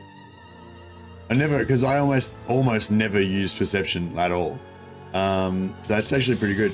And because I think because when you have a permanent injury, I think it actually reduces your rating. So if you get a permanent injury that doesn't like, you know, damage your character's ability to do the task that they're designed for, then, you know, it's actually good. I'm not sure if that's worth much, but Yeah, I think injuries do reduce your value, don't they? Maybe they do, maybe they don't. I'm not sure. The gods are with you.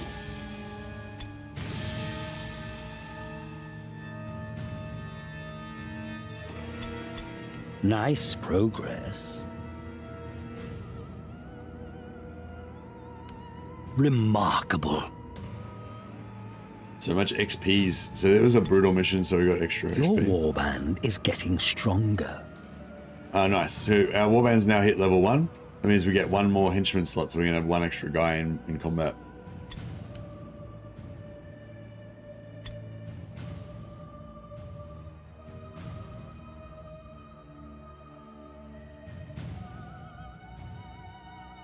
Still sad the devs did not go for a Mordheim 2 back then, and instead went for Necromunda, which they did not recover from. Yeah, Necromunda's just not as awesome. I scrapped an entire level 10 Witch Hunter's warband just because the leader had a trivial injury like that. Just started over. Nice. I like to restart every now and again. So on my leveled up warbands, I regularly just kill everybody and start from scratch again, but I still keep the warband level and progression, reputation progression, to start with new characters. But and that's quite fun.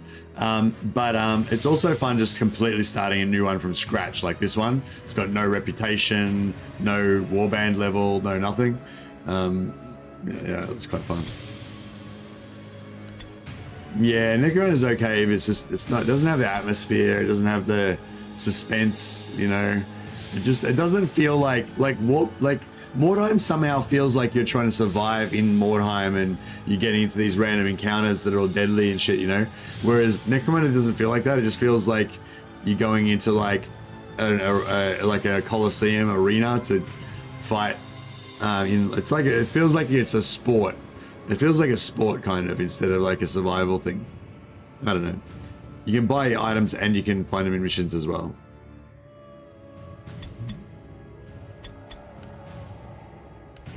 Okay, 9 gold for medical treatment, 25 gold for payment, and yeah. So this guy's sick now, so she's got to have 3 turns out with her burst eardrum, and we'll hire a sister. Yeah, so each different characters all have their own. Every different class of character has their own different maximums for each different stat, which determines what kind of skill setups that you can do with them. And also, everyone has their own unique passive skill. So this guy's got after dealing damage, dodge chance increases by 5% for 1 turn, stackable. So eventually you can get them up to the point where they can attack twice per turn. Which gives them 10% extra dodge chance per turn. It's pretty cool. This one, she has, after she casts a spell, the cost of her next melee attack or charge is reduced by 1 offense point. So basically you can sort of cast a cheap spell, then get a reduced attack, a cheap attack, cast another cheap spell, get another cheap attack. Gotta do it that way.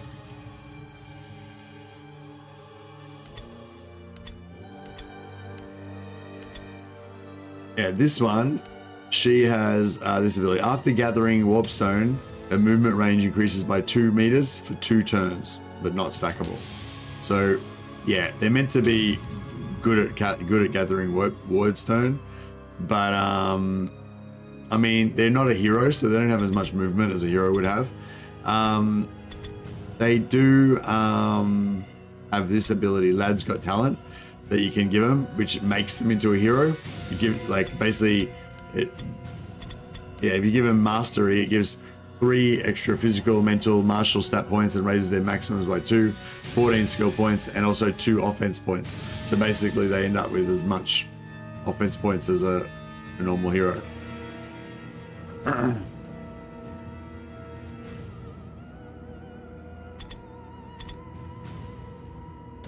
Anyway, yeah, I don't want her. I'm gonna fire her, and I should hire one more. Fire her as well, and then we'll get another novice, and we'll get another novice.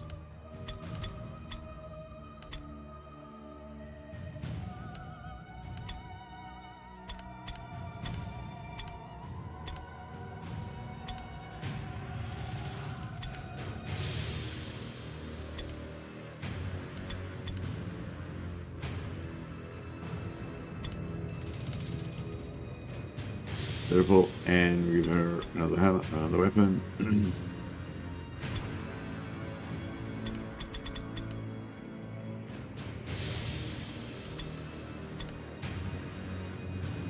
And head. There we go. A little hood. Very good.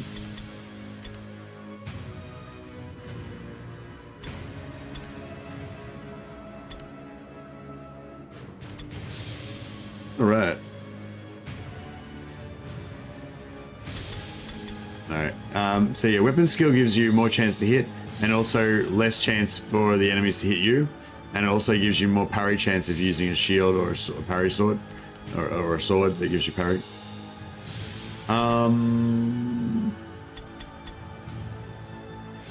We want both leadership and intelligence. I think leadership's probably the, especially for throwaway characters, it's good to just pump your points into leadership, unless you got somebody who's immune to all alone, so they don't need leadership as much.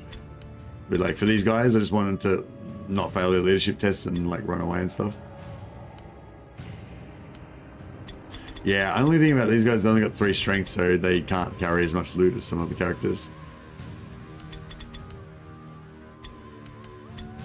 But yeah, this gives them plus 5% dodge chance per point. So they got level 8, so they got 4 plus 40% dodge chance.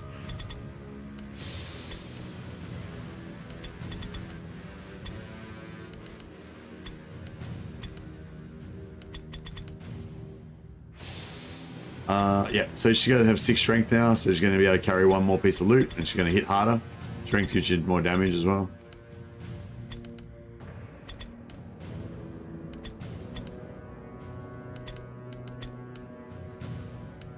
All right.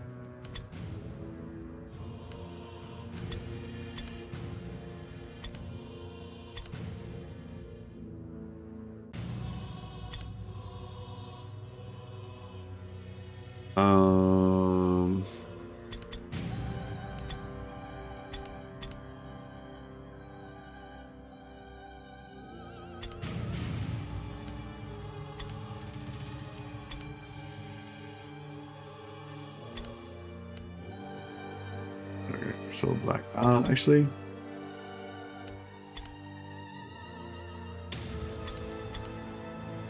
I like black tabard but white underneath. Yeah, I kind of like that. But more white.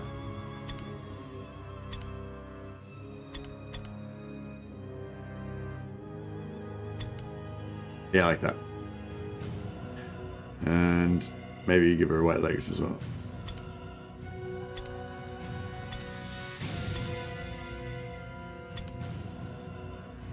Huzzah! Maybe her head dress as well. Yep.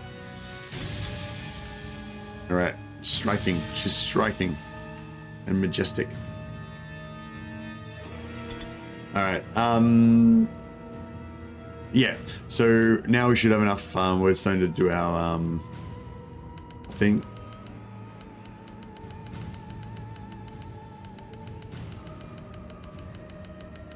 All right. Cool. So we're gonna get a surplus payment of 100. I think we get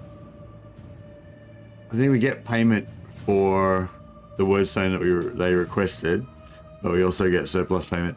But I think there's something about the amount that you get paid for. Like normally you get paid a set amount for the wordstone you send, but I think when it's a requested payment, maybe you get less or something. But there is a skill that you can get that makes it so you get paid more, I think. But it's only for these requests, so it's not really a big deal. Because like once you get later in the game, you'll get requests every 10 to 13 days, depending on if you've got the veteran skill. But you'll be able to easily cover that, and you'll have heaps of extra wordstone. So what I'm saying is the majority of the wordstone you'll be sending will not be for a request. It'll just be you sending it outside of requests. 50% of requests. Thanks, Jiggler. And yeah, I haven't played for ages. So yeah, so thanks, Jiggler. And so normally you get the market value, but you only get 50% if it's a request. But there is a veteran skill you can get, I believe, that gives you more.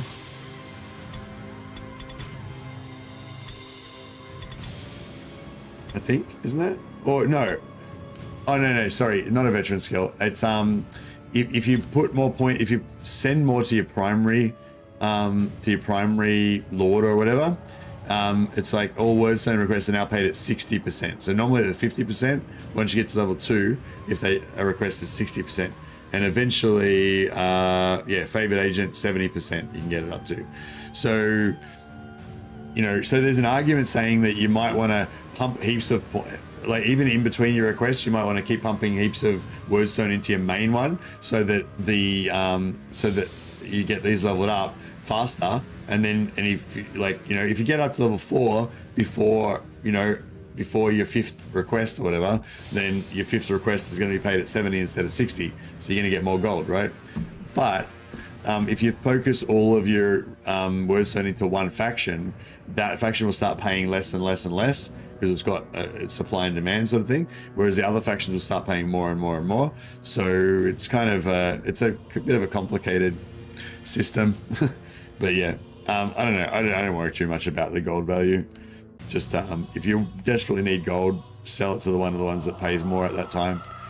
Otherwise, I just go for like the reputation unlocks, whatever it is you're trying to unlock. There's all different perks in here that you can unlock as you send more and more wordstone. So this is one of the things that's really grindy about the game. It takes ages to max out tier 5. All right, so we can't do any more missions. Got to wait till the next day so we can advance. New hired swords are available. All right, so new hired swords. So there's a rank 4 matriarch, and she's never had an injury. So we could hire her, and then we could spend. She'd already have a bunch. She'd come with a bunch of skill points, a bunch of stat points that we can spend. She'd also come with some skill points that we could spend. But I feel like level 4 is not really high enough to bother with. I don't really hire them unless they're rank 6 or 7, or rank 7 really. My level 10 warbands are floating at 50,000 plus gold before finishing the story missions. Yeah, once you get to, in the early game, gold's really important. But once you get to a certain point, like, gold is just the least valuable. You don't care about gold at all, basically. yeah, you get infinite gold after a while. Anyways,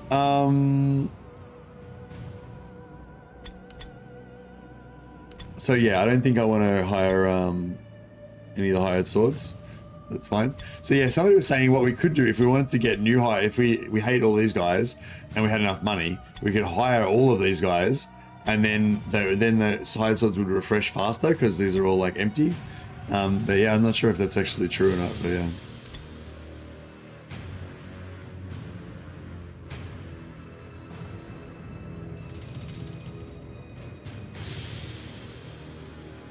Brutal, exceptional. So that's pretty good. One warband tightly, others scattered randomly. So scattered randomly is pretty bad usually. But if the other warband deploys tightly around its wagon, at least you know where they are. And if you have got a pretty fast warband, which we don't really, we can try and gather our guys up, which is pretty cool. But yeah, I might actually take that one. A ghastly manifestation frightened your warband and scattered them in the ruins. They soon recover from their fright, but before the warriors can regroup, an enemy warband arrives and deploys near their wagon. A new round has started. Okay. So we're scattered randomly, fucking everywhere, but they are deployed tightly around their wagon. Oh, we're up against Chaos, the arch enemy. I need to secure 11 wordstones. I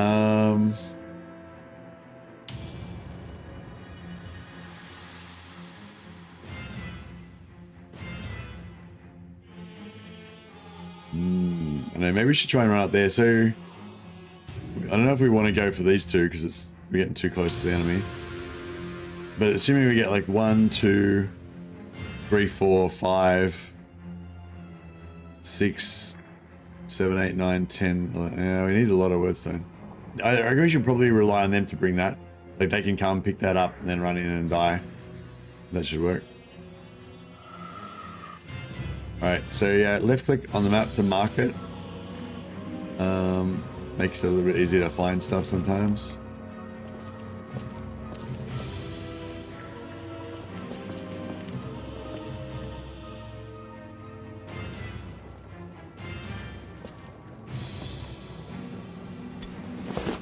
Oh fuck.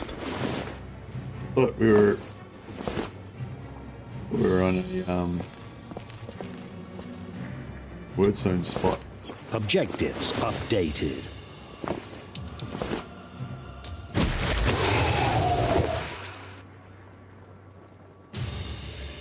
Currently been supplying the main faction for the mission and all the rest for the second one. Means the third one is offering me 100% extra right now. It's awesome but tricky to mess with. Yeah.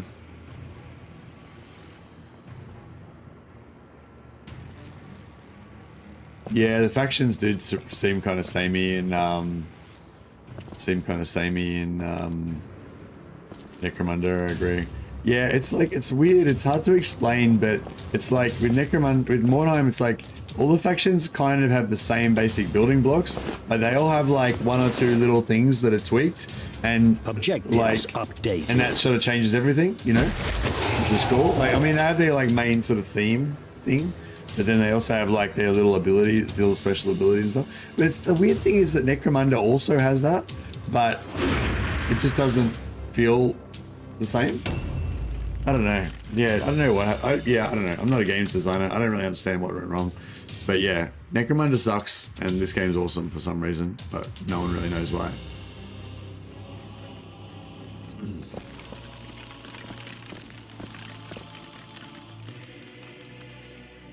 Alright, we'll grab all these. Oh, there's 3 here. Objectives updated. I thought this was just 1. This might be easy. Might be easier than I thought. Objectives updated.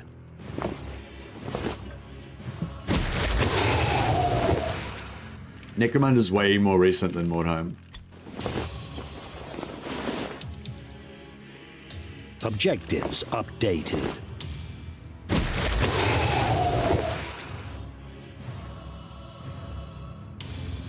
Yeah, even the characters in Mordheim, they just aren't as like... I don't know, maybe that's another thing too, like the characters in Mordheim are sort of more handcrafted, you know? I feel like Necromunda's like more...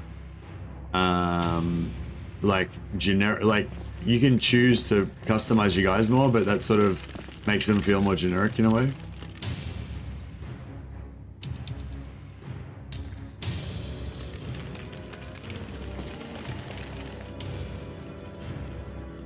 Fuck. I feel like that guy's gonna wreck me. He's gonna come over here, he's gonna bash me. I might try and run around the back.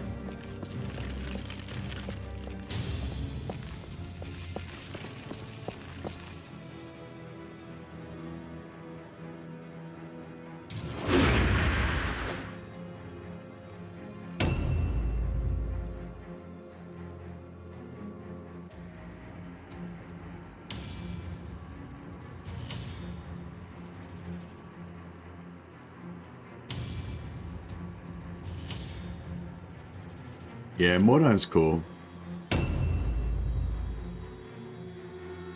Yeah. I know, I'm guessing, like, Mordheim's really cool, but I'm guessing it wasn't very financially successful, because otherwise they would have kept making DLC for it, presumably. Objectives updated. I'm not really sure what the full story with Mordheim was, but I think it came out in early access at first, if I remember correctly.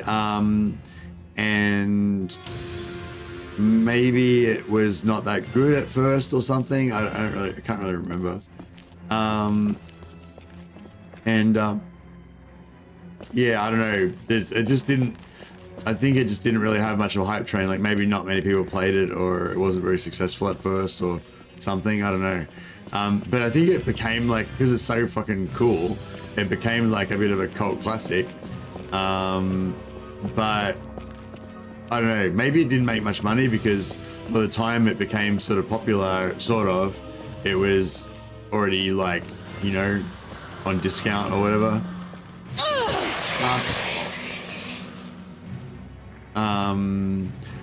Or maybe it was just like, you know, like when a new game comes out, there's sort of like the hype train that has to get rolling, and the hardcore people that are super into it have been following it forever or whatever. They have to be like telling everyone how awesome it is because they know all about it and they know all the news and everything.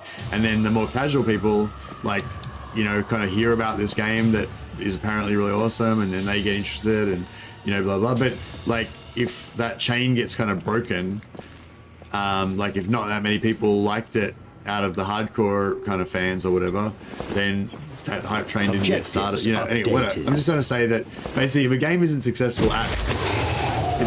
really successful at launch, like sometimes a game will like become super successful gradually over time, but like I would say way less often. You know, like it's a very big handicap. I don't want to leap. I want to jump down. Interaction. Jump down. Yeah, so you can choose in situations like that. You can choose.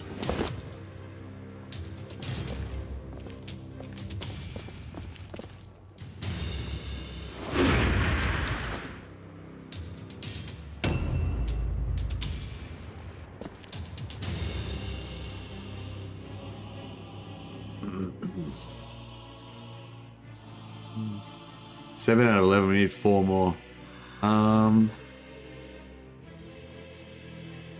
I might try and... I think we're gonna have to, Objectives updated.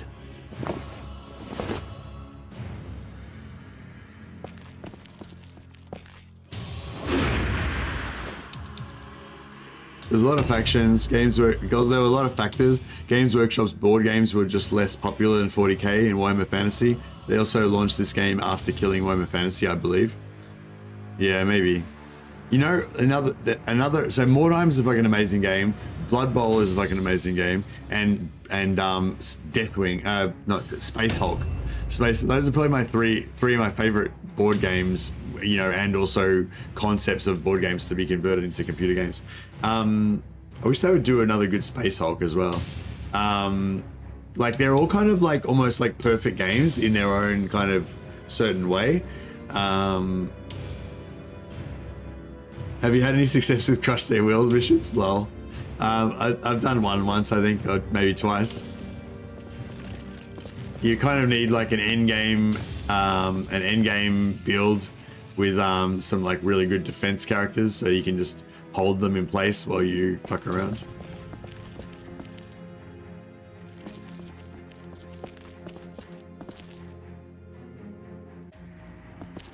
Alright, I'm gonna sit behind here so that they can't pull me out. Necromunda got me into the models. The game itself is such a bad interpretation compared to Mordheim. Yeah, I used to play Necromunda tabletop. I never played, and I was really into it, but and into like the lore and stuff a little bit as well, and just thought it was really cool. Not as much as 40k, I guess, but I liked the RPG aspect of it more than I liked the actual 40k game. So it was like, yeah, if that makes sense. Like I like Necromunda the game better, but I like the wider 40k lore better than the Necromunda lore.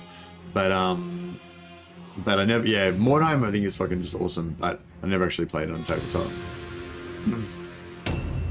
But I love the Mordheim computer game, whereas the Necromunda computer game, I don't know. I tried to like it. I made a really big effort. I actually started my channel around the time that Necromunda came out, and I made a few videos about it and stuff.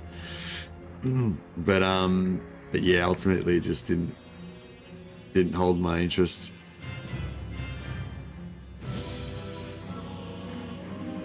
A new round has started.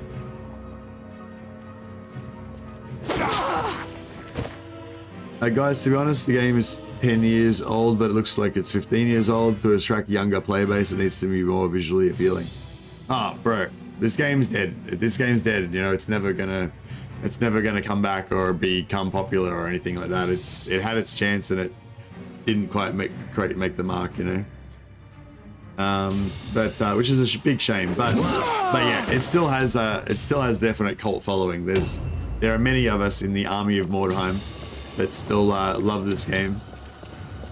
But yeah, but it's never going to be widely popular. You know, it's never going to be.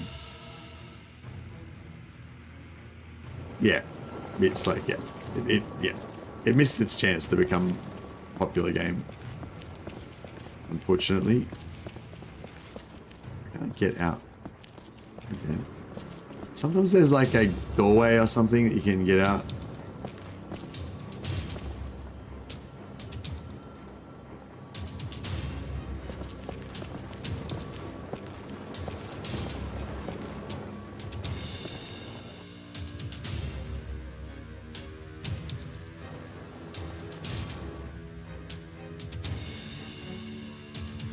Okay, there's one there, so it's upstairs somewhere. I don't know if it's a good idea to... Oops.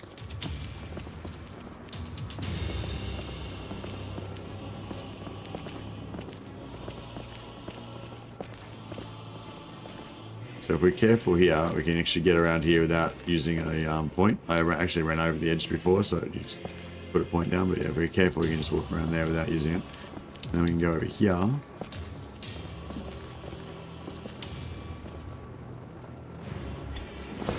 Objectives updated.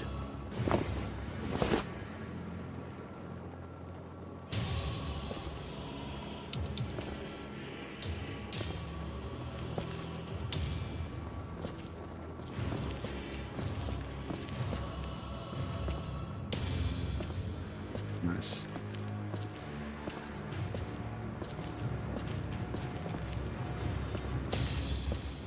Alright. And then we will probably go in the back. Oh, actually no, we'll probably come in the front. Help her.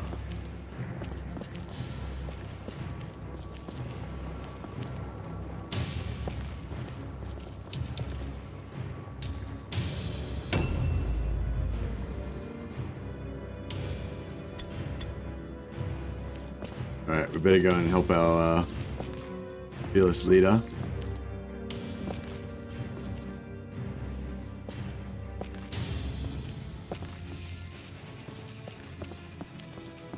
I might try and get a bit of a better angle. That scared the shit out of me. No, I was totally not expecting that. It scared the shit out of me then. That's alright. Alright, yeah, you can see some shadowy figures there coming in hot. Yeah, my heart is still racing. I just fucking jumped then. Mordheim is a great Steam Deck game though nowadays. Oh, nice. So Steam Deck means like it's free? Is that right? A sixer?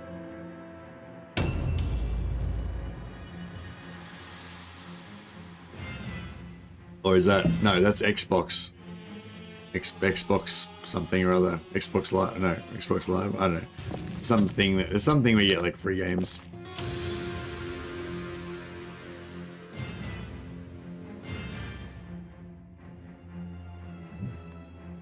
Yeah, I just need 2 more. So this guy's got 2 slots, yeah. We've got 2 slots, and we just need 2 more word stones to be able to get the secondary. So I'm gonna just send her up here. Hopefully, none of the enemies will go this way. Should be able to just loot freely while we, you know, fight to the death over here.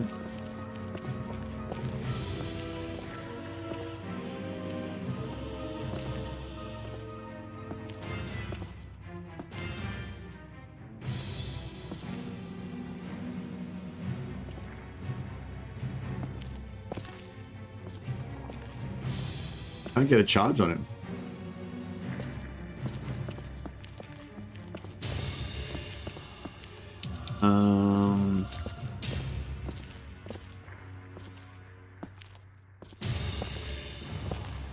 Yeah, I can't get a charge on him. Alright, well, whatever. We'll just... Xbox Game Pass, that's what I was thinking of, yeah.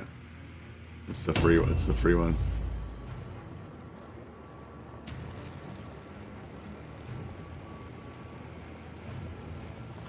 But yeah, I really love, I've been wanting, you know, for a good 20 years now, a really good Space Hulk game. Space Hulk, I don't want a board game conversion Space Hulk, but a like a adaptation, yeah.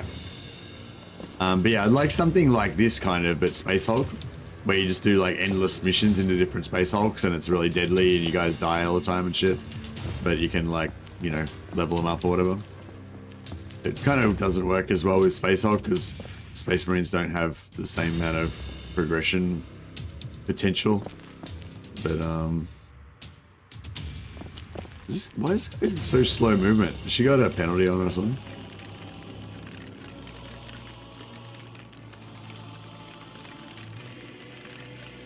Yeah, she's only got 4 movement. She's really slow.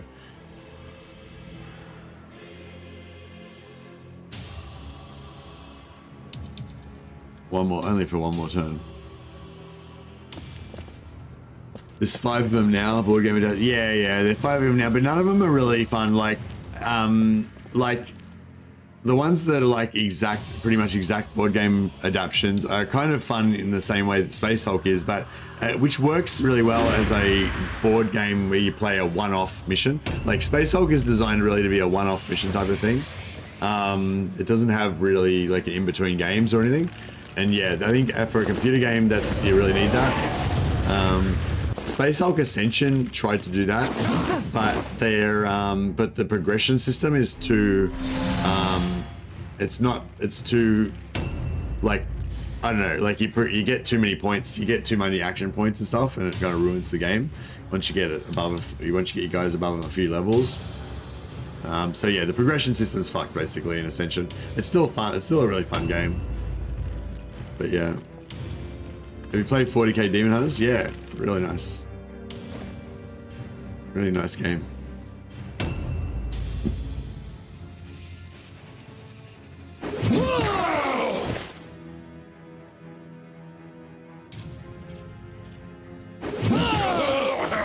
But yeah, if you could have like a 40k, you know, like a Space Hulk type game with the same like awesome atmosphere that this game's got, that'd be cool.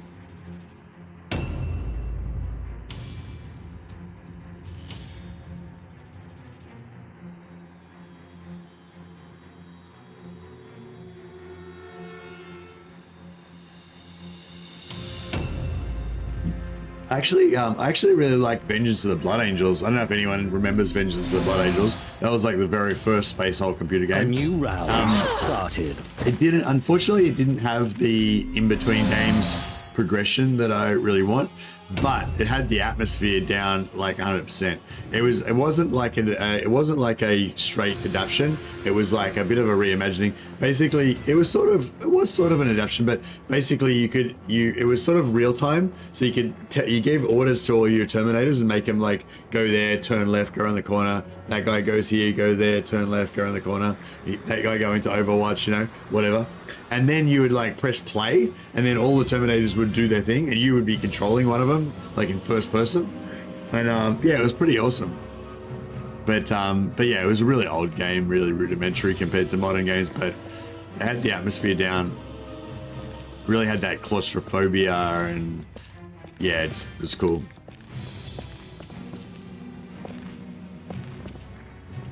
Oh yeah, how come what the fuck? How come I can charge and she couldn't? So weird.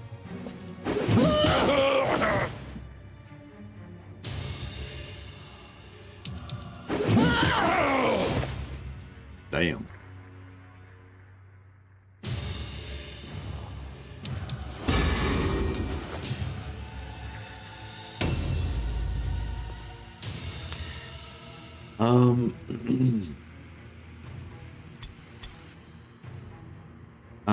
I might delay on this one because their Lord's going to come in soon.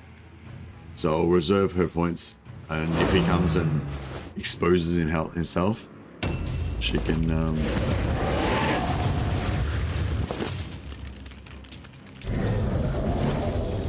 never going anywhere near a woman with a hammer. Yeah. Getting beaten to death with a hammer is pretty bad. Pretty bad way to go.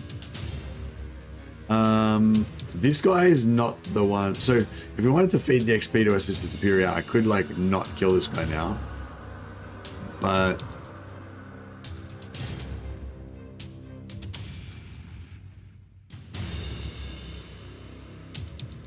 yeah, I guess we could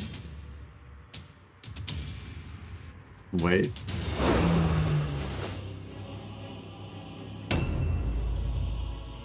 Okay, this is the one we're trying to get the extra 2 wordstone with.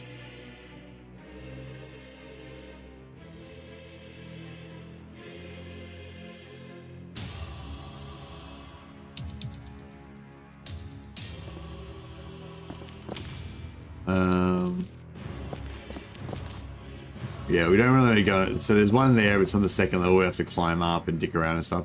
I don't really mess with that. If we just go here, grab these 2.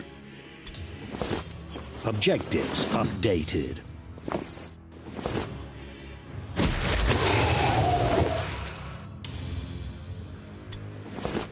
Objective completed. Oh, one thing I really like about Space Hulk as well is that Space Hulk as well is that it's Terminators. There's no fucking Primaris Marines, which is pretty cool. Assume there's like Primaris Terminators now, but I don't know. I'm not really sure how that works. Yeah,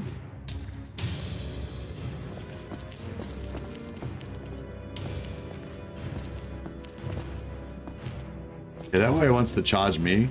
I'm not gonna let him.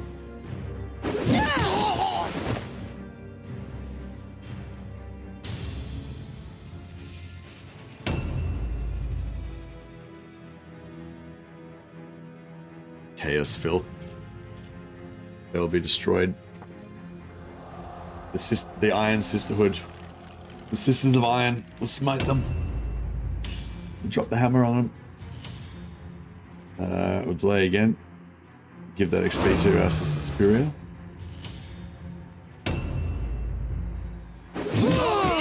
Wow.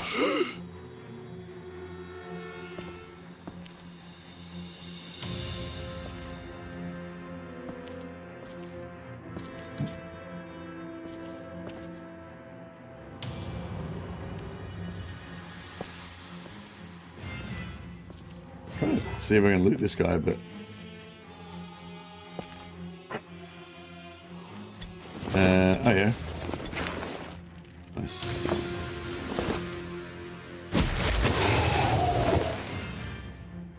Nope, nothing. All right, cool. All right, we'll sneak around here, and we'll give him a bit of a schmack.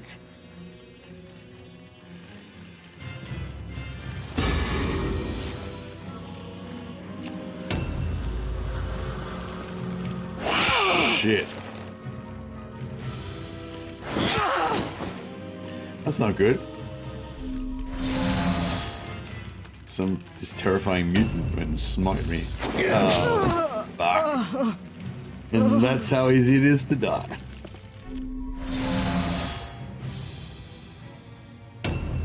Yeah, I went out of my way to make sure she got the XP, and then she just died anyway. Ah well.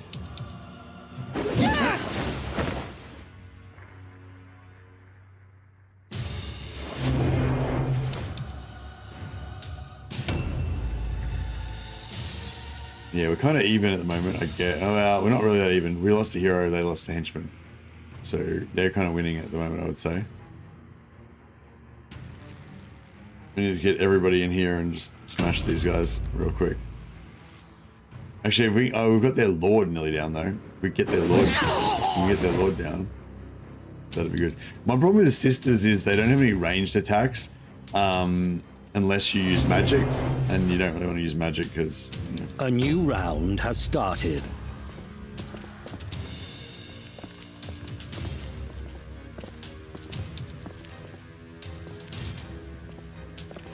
Okay, I think that we can... get into melee with their lord without hitting this other guy. Just.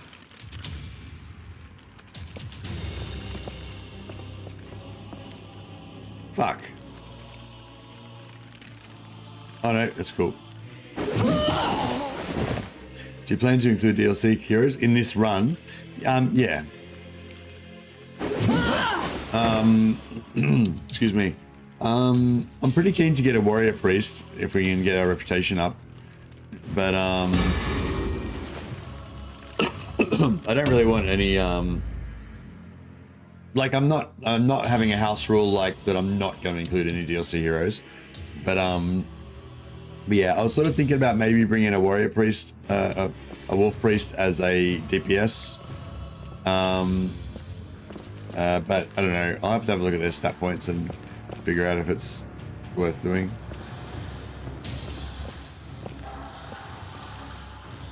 I've looked at it before, but I can't remember. Yeah.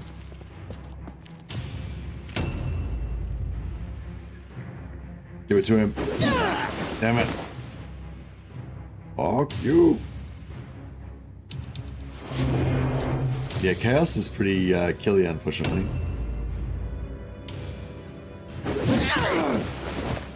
Yeah, in the short term, I was thinking if we next time we get a hero slot, I was thinking about making a killer, like either a Sister Superior or a Wolf Priest killer. But yeah, I'm not sure. I don't feel like the Wolf Priest really goes that well with the Sisters, whereas I think the Warrior Priest kind of goes really well. I kind of like making a leader Warrior Priest as well and replacing the Sister Superior. But that's a long, long way off.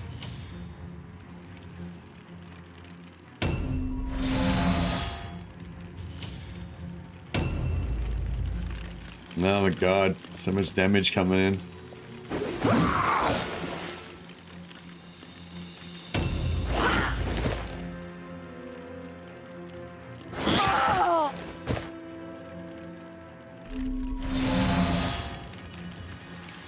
Ugh. Oh god, so much damage.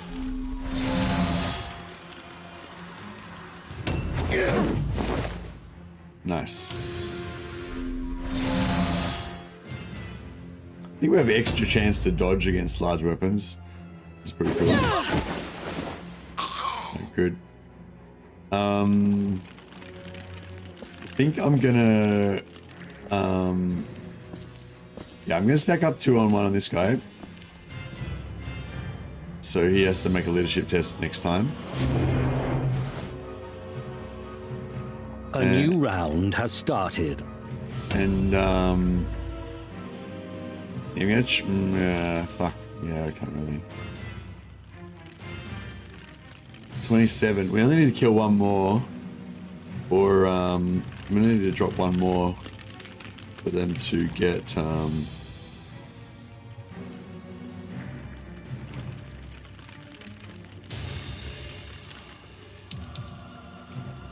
Yeah, he's got a shield.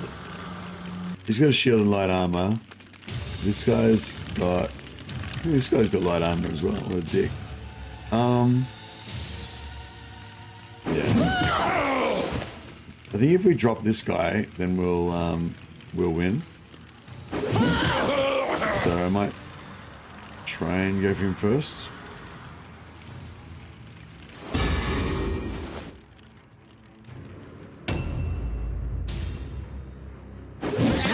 Oh, no, I should have killed this guy first. Oh, well, maybe I will try and kill this guy first.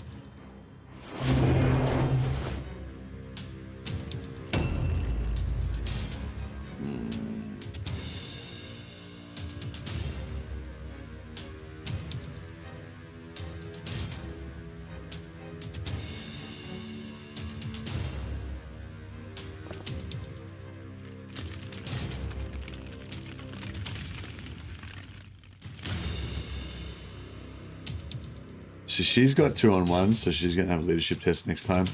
But I don't know. I might try and.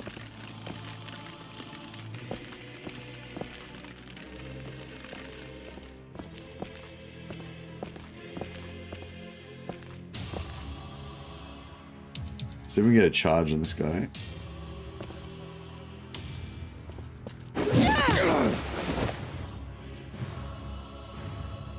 Need somebody to come in and help the matriarch. Although she's gonna rout.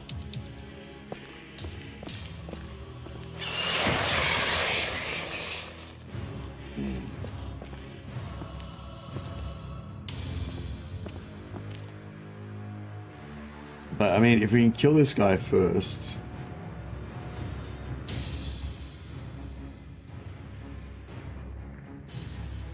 So we can kill this guy first, we might be able to rout him, but I don't think...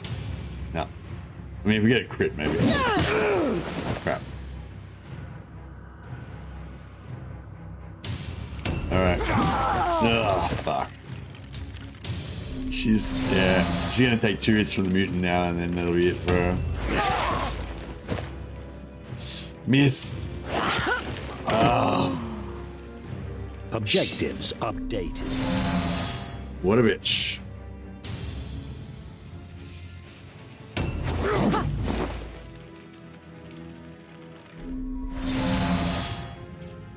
Both of the heroes that I was trying to protect are both the ones that are both dead now. Oh yeah, so we've only got 8 out of the 11 wordstone that we need. So we're not gonna... No. Alright, well.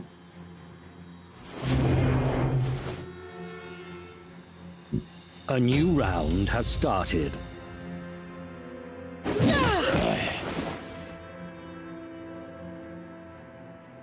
Okay, so they're now 18 over 21, so they're gonna rout.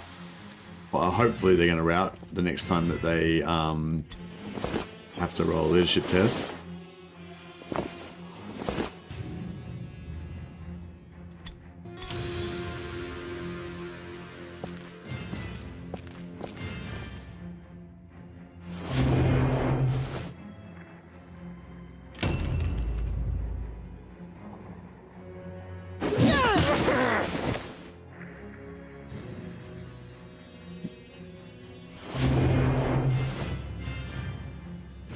We need to loot those, we need to loot those bodies. 8 out of 11. Oh, we don't have enough.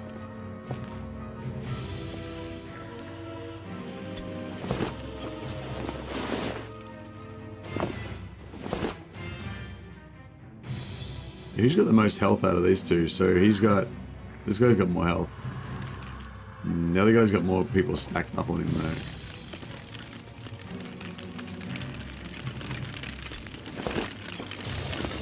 Oh, did he loot her? He already looted her. What an absolute fucking dick.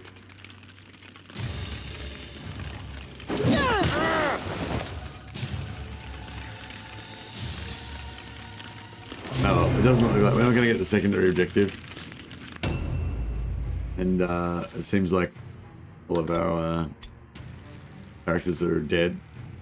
So that's awesome.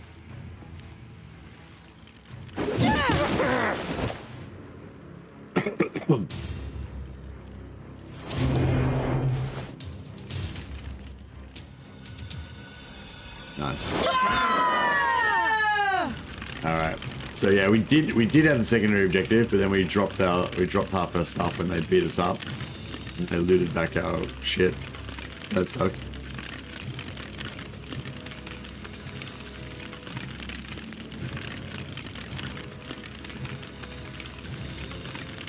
A refresh of this game might do a lot better now with the popularity of Total Warhammer 2 and 3. Yeah. Yeah, I mean, yeah, I think so as well. It's such a great game. Strength in steel wins a fight, but it is your strength of spirit that wins battles. Oh, yeah, you should call them the Sisters of Steel instead of the Sisters of Iron. Early game, Chaos can be brutal and normal. Everything else is very risky. Yeah, Chaos is pretty brutal. I feel like when you play as Chaos, though, they feel really fragile. Full recovery, that's beautiful. So she's not even a light wound. She's not even out for a single mission. She's just sweet as. Cool.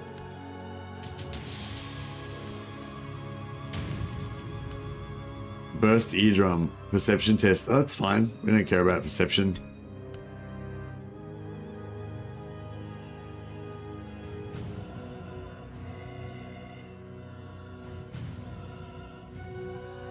Yeah, Warp Guard.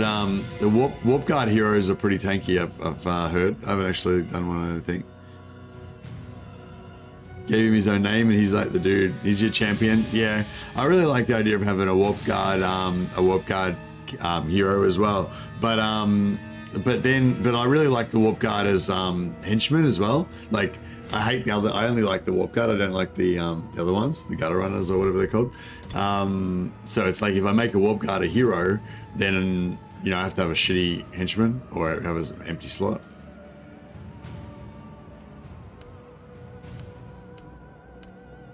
Well, that's all right. So we've kind of survived. We've basically come through unscathed.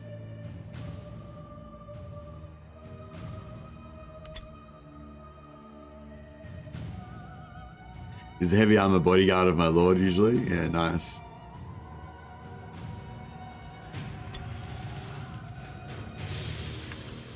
Yeah, so that's this is our Sisterhood of Iron progressing away.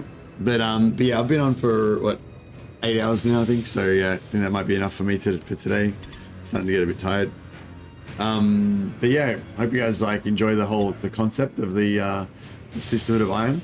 They're not very iron at the moment. They're fucking made out of paper. but yeah, eventually we're gonna build them up to become super tough. They get injured, yeah. Carlina got a burst eardrum, so she's got to go out for 3 turns. The burst eardrum is a very mild injury, so she's totally fine. We don't need to fire her or anything. Gonna keep her, and yeah, we'll keep leveling them up and building up our forces. And then eventually, once we're prepared, we'll get our maiden, and we'll start building up like the ultimate badass maiden, which should be pretty cool. A new challenge is in sight. All right. Well, thanks a lot, guys. Appreciate it. Thanks again to Lawmaster Sotek for the raid earlier. Yeah, I hope you guys enjoyed a little bit of a nostalgic, trip down Mordheim lane. See you guys next time.